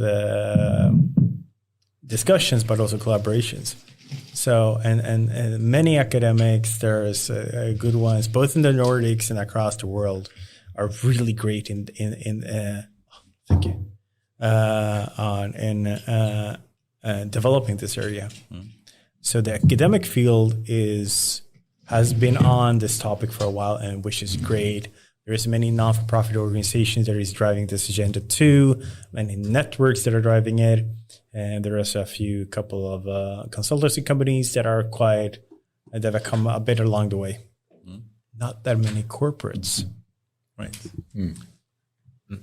So we can't expect people having an experience from a corporate reality. Right. We can't have that as part of the prerequisite. Yes. What we do need, what I would highly recommend in this context is to see how can you be passionate enough about the topic of doing good for society. Having appetite enough to understand the complexity of technology and grit enough to actually work in a corporate context and know what the business reality demands. Because when you're sitting at the table, you need to combine all three things at the same time. You're not having the luxury of being philosophical. You don't have the luxury of only being business oriented. You don't have the luxury of being only technology focused. You need to be able to bring all those three dimensions of values, business, and tech into the same conversation. And that means that you don't need to specifically have been working as a digital ethicist or AI ethicist before, but you need to be very conscious of those three fields, be able to put them into practice. And putting them into practice is not being the compliance of no, like the department of no, or working as a compliant or like going through a checklist, but actually being like more like a business developer, like saying, okay, how do we do things here? But this is super important, right? Because there's not a CV recruitment yet. I have 5 years experience as a data ethicist. So you need to peel the onion on it. And then actually going the compliance route or being a bureaucrat in this is maybe not at all the right problem. So you're highlighting, you're looking for fundamentally experience around value and what is value and being value oriented on a broad level, I assume now, like our identity and values in society. Yes. Business acumen, because otherwise you will not connect, and then tech. Yes. So three major areas that you want to see in a quite interesting resume right now. It is, and it's also to be very conscious. It's not about like you need to have X amount of years in it. No, show me that in a conversation. So the right attitude. Exactly. It's about sort of like bring that into the conversation. I think this is actually what we need to be able to talk about more. The capability to have those three dimensions. Not about that you've specifically worked X amount of years in certain things. No, because someone can have done three things, but they can't put them together. No, it's different. Exactly. You can be that you have experience in two of the fields, but you have an extremely high interest and awareness of the third one. Good enough. Good enough, because if you have a curiosity enough and you're put into this context of IKEA, you'll do fine. because you'll be driving those 3 areas. But you said another thing also that I think is super important for all of this work, but it's especially when you go into a new field where the field itself is not really yet established. No. You need to have grit. So the point is this: you need to not only have those things, you need to have the pannben, the forehead, to bounce across walls, and you need to love it. Yeah. I used to say in Vattenfall, I love Don Quixote. This is a Don Quixote work. You need to love fighting windmills. Yeah. If you do that, this is the perfect job for you. I turn that around. Like people like usually ask me like, how do you get things done? And then I usually say, I do 100 things, I get 10 things done in the end. And I think that's the thing is you need to be wanting to create an output and push things, ideas, thoughts, conversations in the hundreds.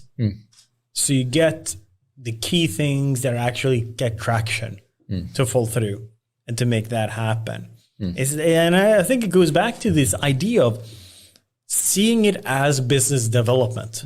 Business development is actually that kind of attitude, is that you see that some things takes time, some things fall out, some things get traction. And it's all kind of having that kind of mentality, but then you kind of bring that into this context of complexity. This is great advice. The time is flying by rather quickly, and I'm trying to see if we should move perhaps into some more societal long-term Actually, I want to go to a really boring topic, but I think a really important topic. Yeah, sure. I would like to spend a couple of minutes exploring the AI Act. That was my topic. Okay, I thought you were going philosophical. You're going societal. Okay, go there. Sorry, we're on the same page, because I think it's super important to talk about that with people like Giovanni, who basically has the value business tech hat on when we are trying to implement the correct regulations, because we are going really wrong when the bureaucrats get the hold of this. So let's go here, please. Yes, how should we start? But some background, there is a new directive come up from EU called the AI Act, and it's been progressing over the years. Maybe a small definition or framing like you do now, but be more concrete before we go into it for the listeners who don't know. Yeah. Sorry. And as GDPR, it has great intentions. It's really trying to minimize the beneficial use of AI and trying to minimize the malevolent or abuse of AI in different ways, and trying to find the best for humans and society in general, like an ethical way of using AI, right? Or what would you say the intention of AI Act is really?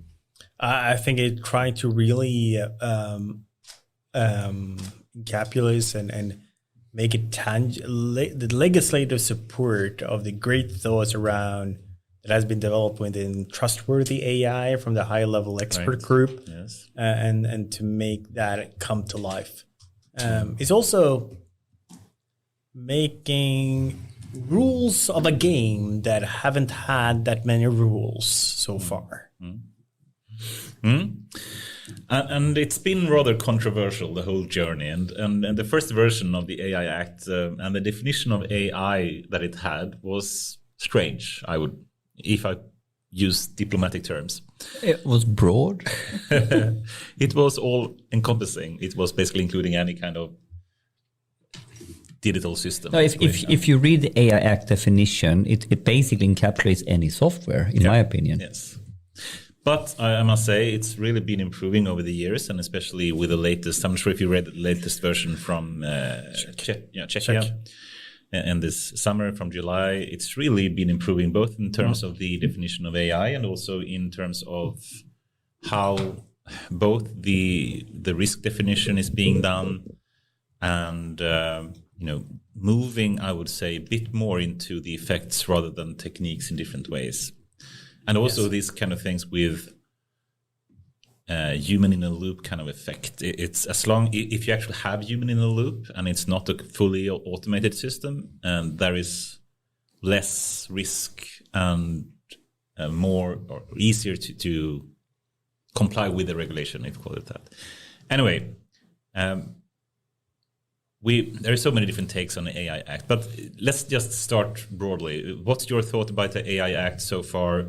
Do you think it's a good idea? Do you think it will have a positive impact? Or do you have any fears of it hindering innovation? Just start off in this very broad way. Exactly, all of the above. Yes. Personally, and also kind of from a company point of view, is a great movement forward. It is great that we start seeing things becoming concrete, because legislation is concrete.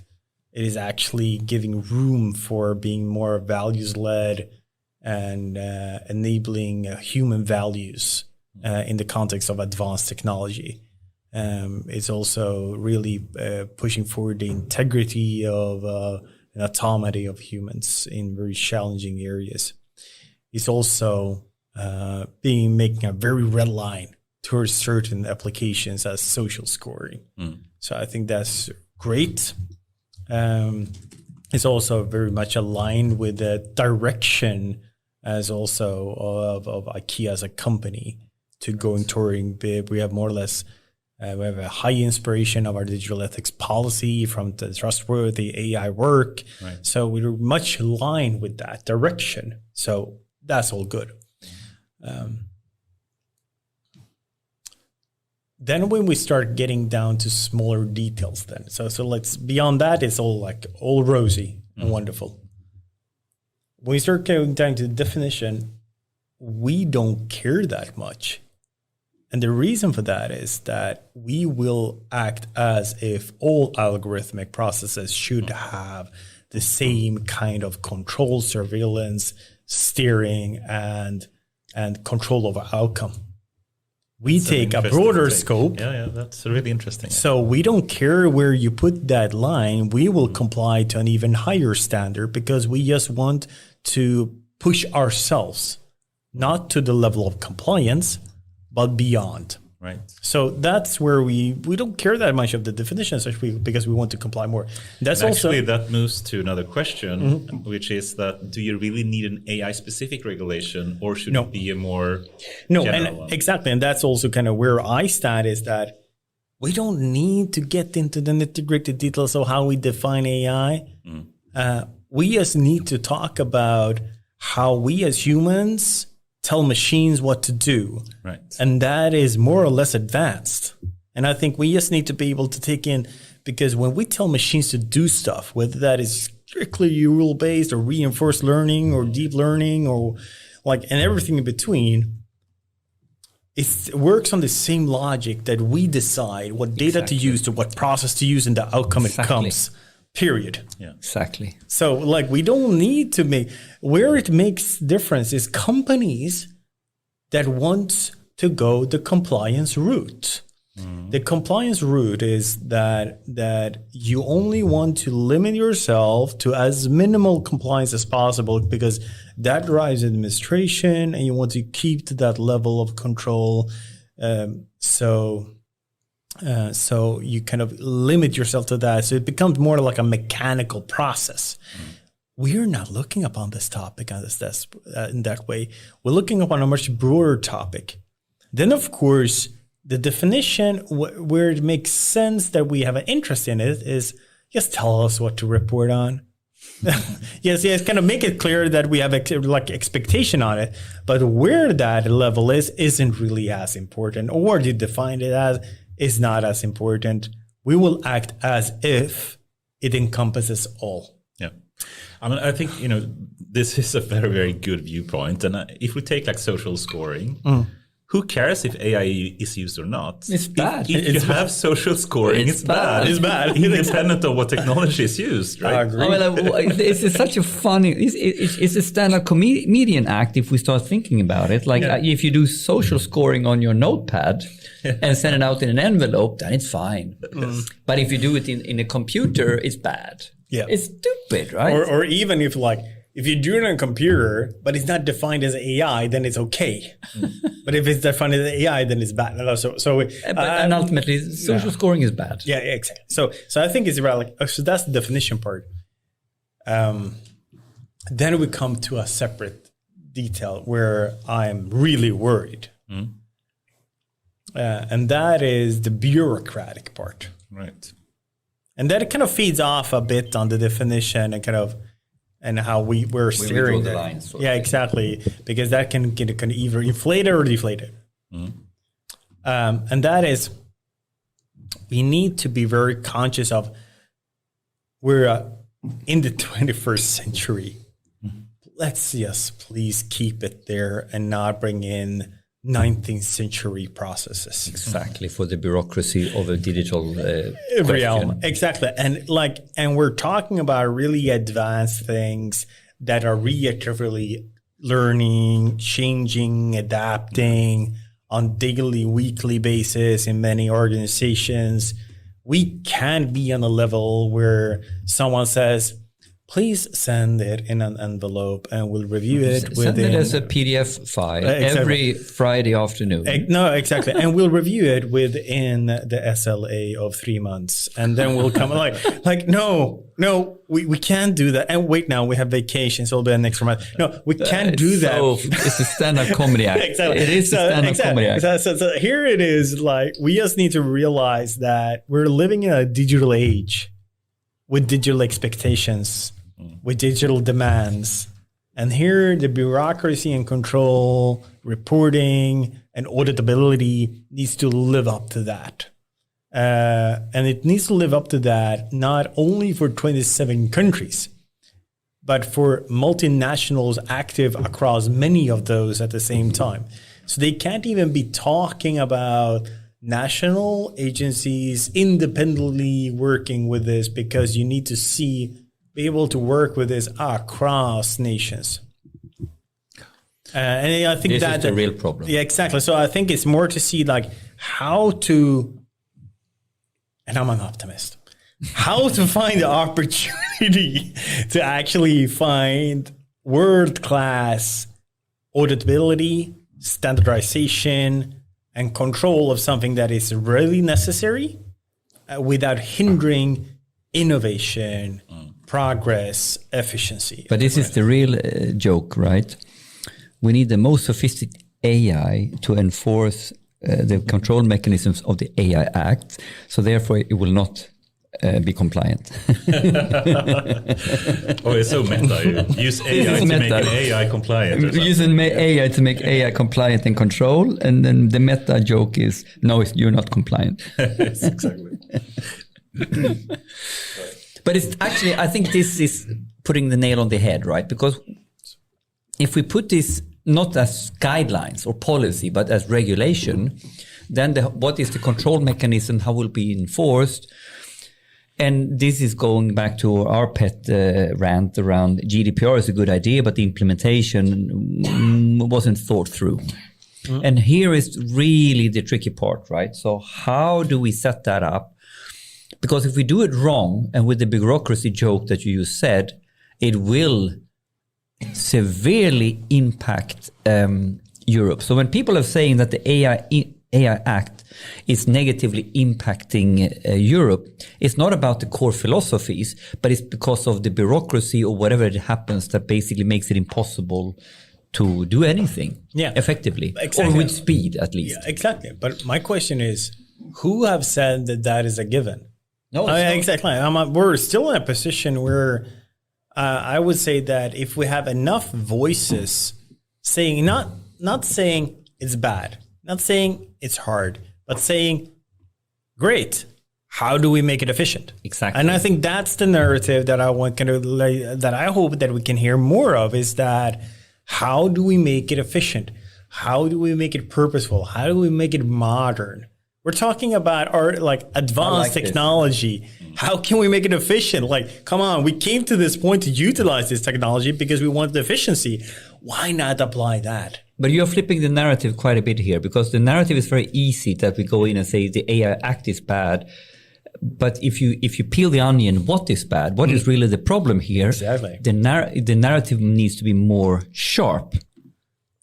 It's about efficiency and innovation speed not being hindered. Exactly. I like it. Cool.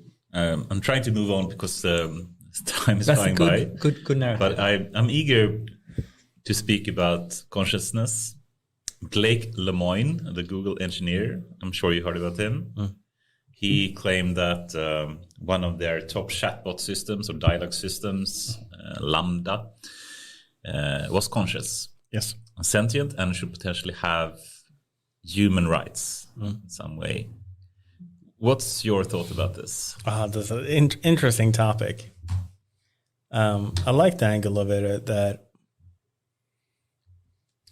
that some technology applications, it's so much smarter than many humans. And many humans are so much smarter than many technology applications. And I think here is that we just need to be very conscious that we need to go back of just because a technology is faster or explicit that shows smartness in a certain way, that doesn't directly translate them being a human or seen as a human entity or a sentient entity. Then and chess playing game should be sentient as well, right? Yeah, exactly. And I think it's not we need to be able to also go back to what do we value ourselves for? Do we value ourselves that we can compute fast, or that we are seeing things in a very intrinsic way, or that we're creative and creating DALL-E kind of pictures in a creative way? No. We are humans because we act as humans with our flaws, with our creativity, with our acceptance of divergence, with our acceptance of seeing things in a completely different way, to be able to learn things we've never learned before, to have the uncertainties and the unknowns we have. And I think here is that we need to be able to we need to both appreciate the wonderful things technology can do, and we're just in the beginning of things. We're just in the start of it. But also be appreciative to the things that are truly human with all its flawness. That's the thing here. We need to accept the flawness we have and how we are imperfect. And that's the part of being human, instead of measuring ourselves towards computation, which is something that is excellent for technology. So even if we start like defining something as sentient, fine. That doesn't change the fact it was just human and machine. What will be interesting, though, is that when we start shifting the barrier of what our humans can truly contribute as valuable and what machines can meet us up with a great interface in contributing towards it. When we get chatbots or companions that can truly augment us beyond the creativity we have as humans and fully augment us. So I think it's more to see, instead of us seeing as a replacement, it's about shifting the line of intersection between what us as humans contribute with and what technology can do. But it boils down to the whole conversation. We've had it on this show before. What is what is truly human consciousness? And are there different types of consciousness? And we were talking about, I remember, a scale almost, right? When we talk. So I think what is consciousness then? Do we have time to go into that, or it could be another half an hour, I think. That's good. But yeah, it is an interesting topic. But do you think there is a time where there will be an AI system that is sentient and should have human rights? Even though I think most people agree that Lambda is not sentient. But no, but I think that, yes, we will push that barrier long beyond the point we have now of what we think a machine can do, and will be far more super, being exceedingly better in humans in many, many, many tasks. But still, again, no matter how far we get in our technology development, no matter how far we get in where we kind of draw that line, I think we need to start to value us as humans in a different way that we've done before. Like we can see, let's just simplify this. The value a teacher has in being able to meet young kids and meeting them in their needs in learning and what they need at that given time is invaluable. And that is, I think that it's kind of being able to be real in, like, let's say an elderly person, meeting someone, a caregiver, giving that elderly person exactly what that person need at that given time. That is invaluable human aspects that can be supported or augmented by technology. But it's nothing that it's so hard to really replace or kind of see that a technology would supersede a human. They can do great things in a lot of areas, and that will expand exponentially. But we need to be very conscious about where do we as humans truly contribute value. Yeah. And I guess today, at least, it's super easy to see if it's a human or a machine. Mm-hmm. I mean, it's not a problem today. And I think for many, many years to come, it will be an easy task to tell the difference. Mm. But perhaps there will come a time. Yeah, perhaps, exactly. Right? Over time, and I think here is kind of, we will stop seeing the difference between who we're chatting with a chatbot. Mm. We'll stop seeing the difference on who we're interacting with over email. We'll stop seeing that. All digital interfaces will more or less kind of go into the gray area of being some technology being on the back end of it. Where we'll see a difference is that we're actually starting valuing these kind of conversations in person, because we actually see the difference there. Yeah, but I just want to pick up 1 minute on I think was a quite interesting way of looking at this that we had in a previous discussion with the robotics super expert with Fredrik. What's his? Löfgren. And then in the same way as we talk about narrow and general AI, we went on a path of interesting philosophical discussion. What if we define narrow consciousness versus general consciousness? So, because, you can define consciousness for a chatbot in relation to a very narrow area that he can actually be conscious about the responses of many of thousands. So he can have a deeper consciousness in responding to that particular question, i.e. narrow consciousness. But to flip that to general consciousness is something completely different. And I think these two concepts go in a very similar line. So what is AI? Replace that with consciousness instead, right? And then I think you could argue that there is narrow and general consciousness, and then everything becomes easier to reason if you think like that. If you think like that, it's much more less fluffy. Yeah, because you can think about conscious. A chatbot is conscious in a very narrow space. And he's more conscious than some of the guys working who never worked with that problem before in customer support. But to take that out of his context, Yeah. And then maybe we don't need to have human rights for narrow consciousness. It's when we reach general consciousness that applies. You like that? That's I think we came up with that. You and me and Fredrik on the spot. I remember that. It's awesome. Awesome. I'd like to move to one topic I know you're very interested in as well, and we really haven't had time to speak about that much, which is AR, VR, and that type of metaverse and how we can come into that.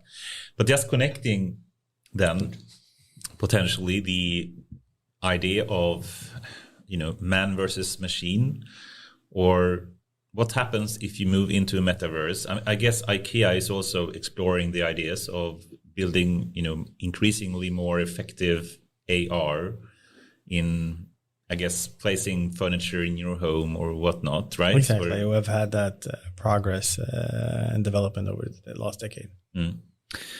What's your thinking about metaverse? I listened to Mark Zuckerberg, being on your Rogan show recently, a week ago, and it's really interesting to hear his thoughts. And he has really, really high hopes and believes the metaverse, in the way they view it, will have a huge impact on our society going forward. And I mean, to some extent, we are really having a number of metaverses already. I mean, so many people are living in the Instagram world or the Facebook world or the Twitter world or whatever.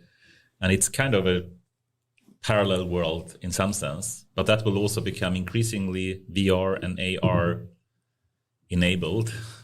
And at some point, we are getting into a point where a metaverse is potentially not a side universe, but actually potentially more important than the physical world? Or what's your thinking about the metaverse? Do you think the digital metaverse at some point will become more important than the physical world?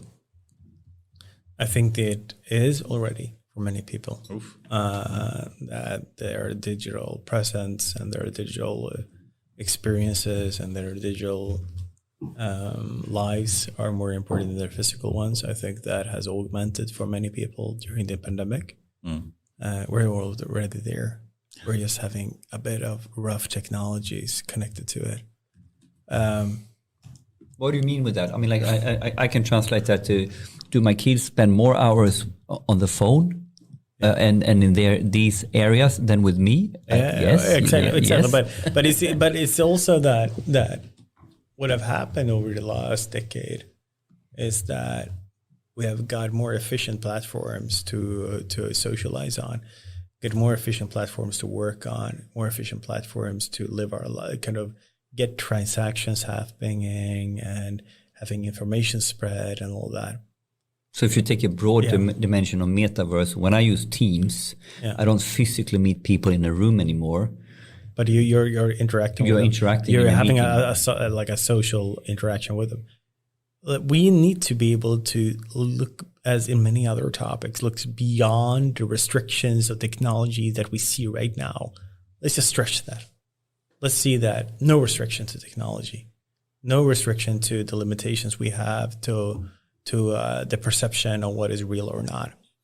But the true kind of the driving forces of humans, of being social, being interactive, doing work, and doing things. And so I think that we've start seeing the trend of it going towards that direction of being fully immersed into these digital technologies or realities.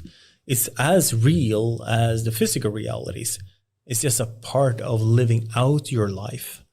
Living out your life in terms of work, of socializing, interacting, getting communication abroad and being efficient and kind of getting things done. But it's just in a digital realm. I think that, and of course, depending upon what part of the world you have and access to this kind of technology, it will be different in different parts. And then over time, it will democratize and kind of be available for more.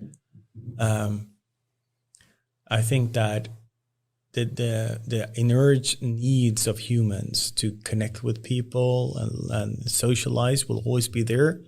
I think it will, the presence of, if we call it metaverse or just kind of augmented reality or immersive technologies, it doesn't really matter.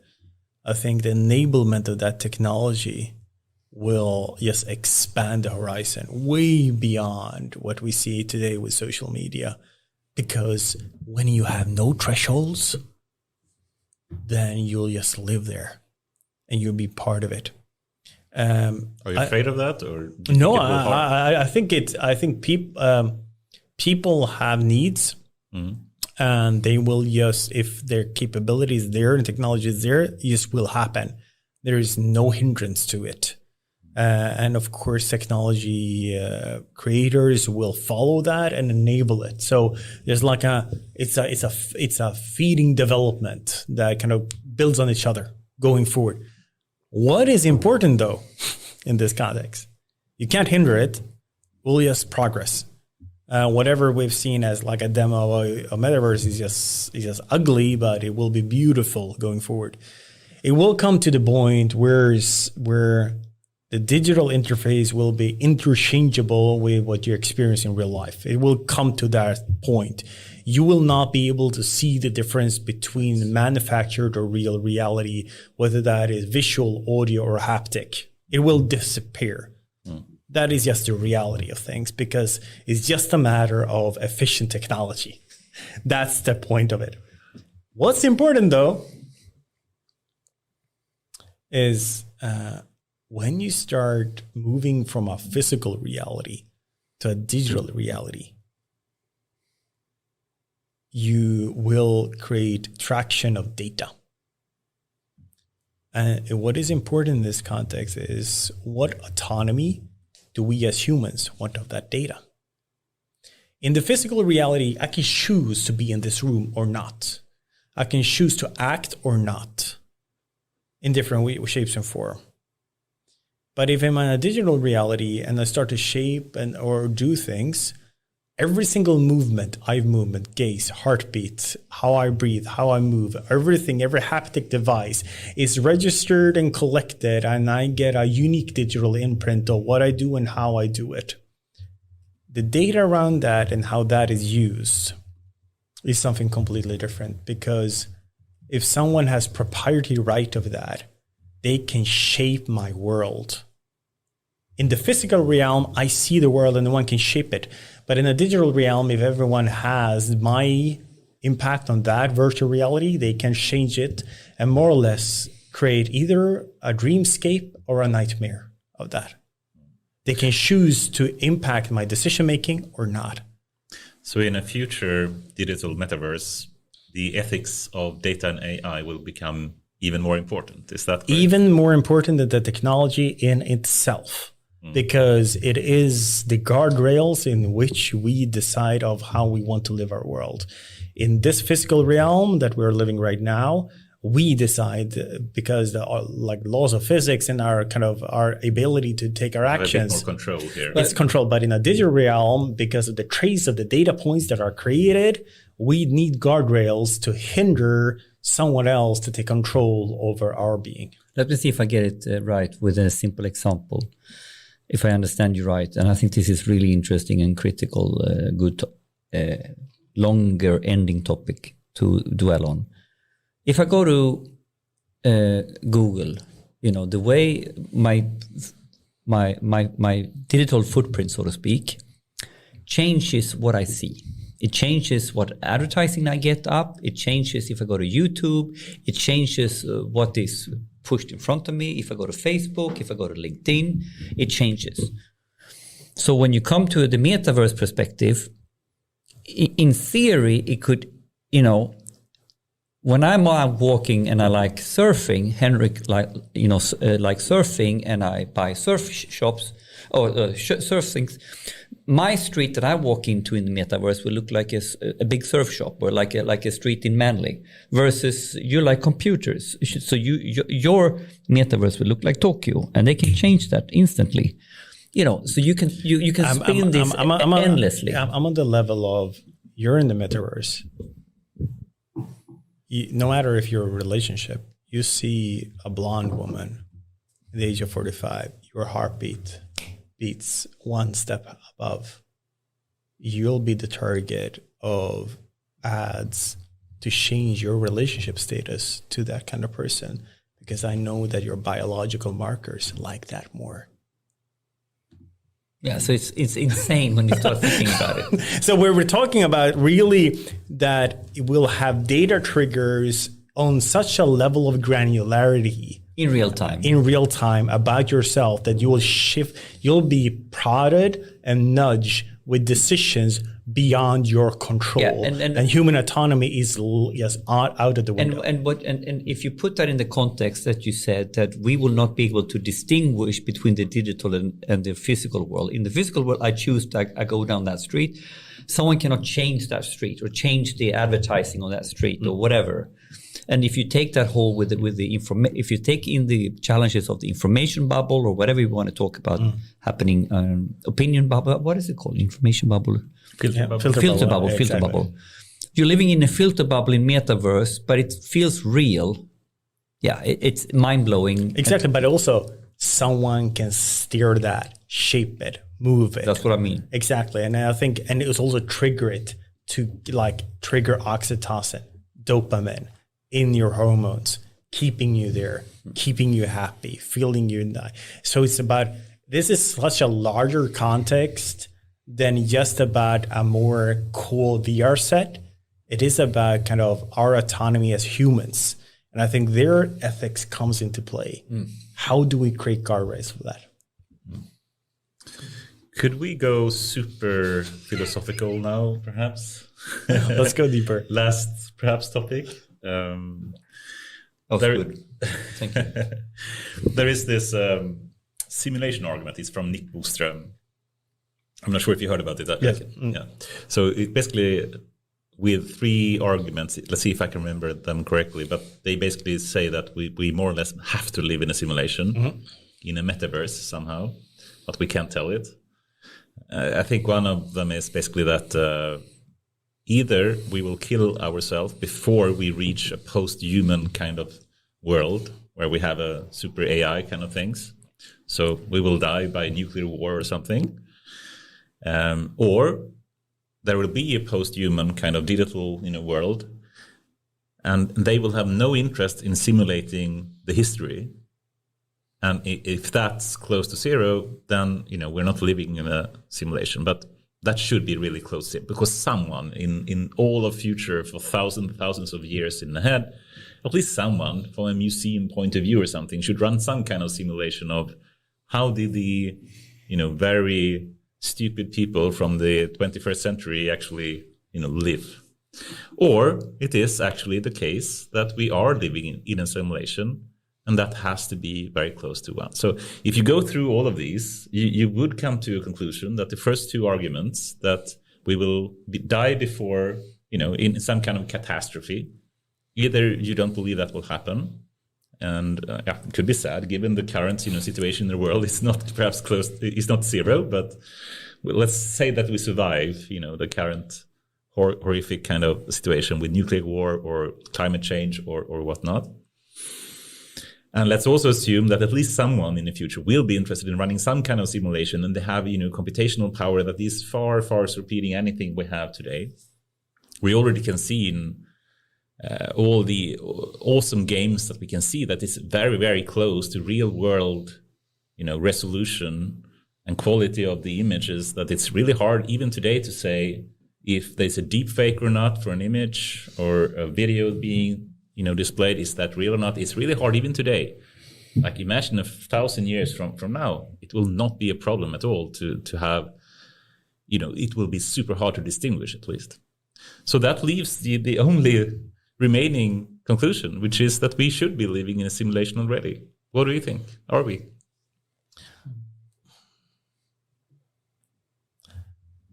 The assumption of this builds on the idea of logic. And I think that's where it fails. We're not logical as human beings.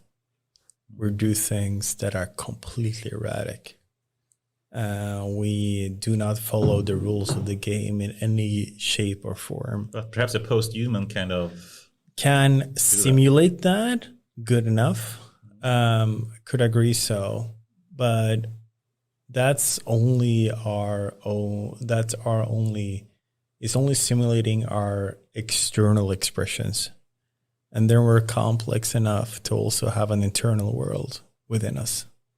So anyone that has internal thoughts and a divergence to external actions actually disproves the logic of this one.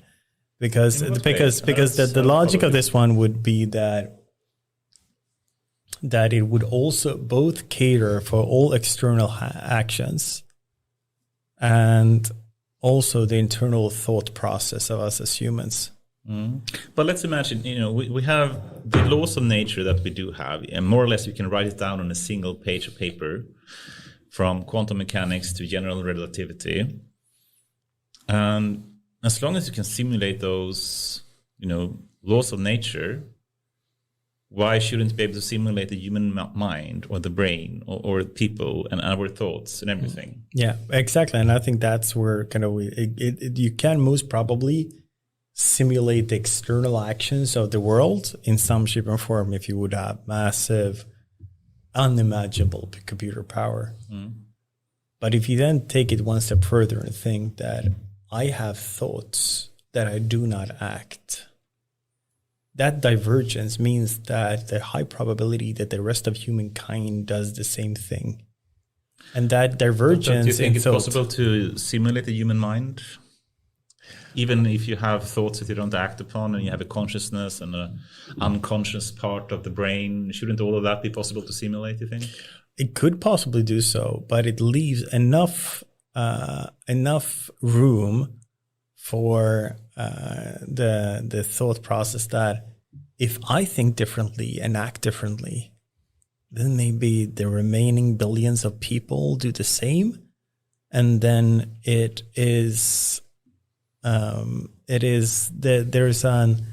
least a risk or an assumption that we will not be in a completely controlled simulation. I don't see the logic there, sorry. Could you elaborate a bit more? It's more to see kind of that you can't prove it. You can't prove that you're in that you're a simulation or not. But you can leave an essence of doubt. The doubt is that as long as I have a divergence between my line of thoughts and the reality, then it may be so that billions of others have it also. And that leaves it to the idea that if that complexity exists, then there is uncertainty to the reality we have in front of us. Because if they have a divergence between thought process and actions, then... If you can simulate, let's say, okay, sorry to linger on this, but I think these kind of discussions is funny. Let's say you can simulate a single atom. Let's say that string theory is the theory to rule them all. The actual, I don't believe that's true, but let's say that string theory is the one that actually makes quantum mechanics and general relativity. And you are able to simulate how a single photon, electron, neutron, whatnot works. Then, if you are able to do that properly, you should be able to simulate how molecules work, how cells work, how neurons in the head work, how a human work, right? Yeah. And then again, it is also assuming that we're a unity of one, because and then we're not only a unity of one, we're also a unity of our past history of billions of people that have been, because each of us have a separate experience. Each of us have a simulation could be running for billions of years. Yes. Yeah, exactly. Right? So it could go that far. There's just a higher probability that there is, because we can experience, like here and now, we can experience that divergence between the two. So there's a higher experience between what? Like our own thoughts and our actions that is happening in the outside of the world that we are manifesting and seeing. Yeah. And because we see that divergence between our own thoughts in our head. How do you know you see that? I mean, it could just be a simulation, similar to the Matrix, Yeah, exactly. But it could be that divergence. And I think that it just leaves a strain of challenge that there is more to this world than I see. I think that's the thing. It's a doubt.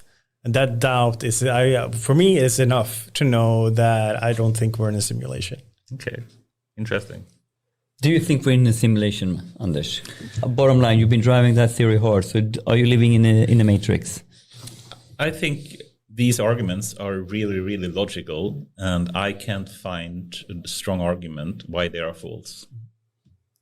So therefore, you're living in a simulation? It's a high probability, yes. We need to close the show, Neo. Pull the plug. Awesome. With that, it's been an honor to have you here. I'm hoping you can stay on for some time, Giovanni, and continue the philosophical and whatnot discussions after work. Yeah, it's been my pleasure. It's a great conversation. It's all across the board, and I'm very happy to be here. Thank you very much. Have a great day. Bye-bye. Thank you. Bye-bye. Thanks.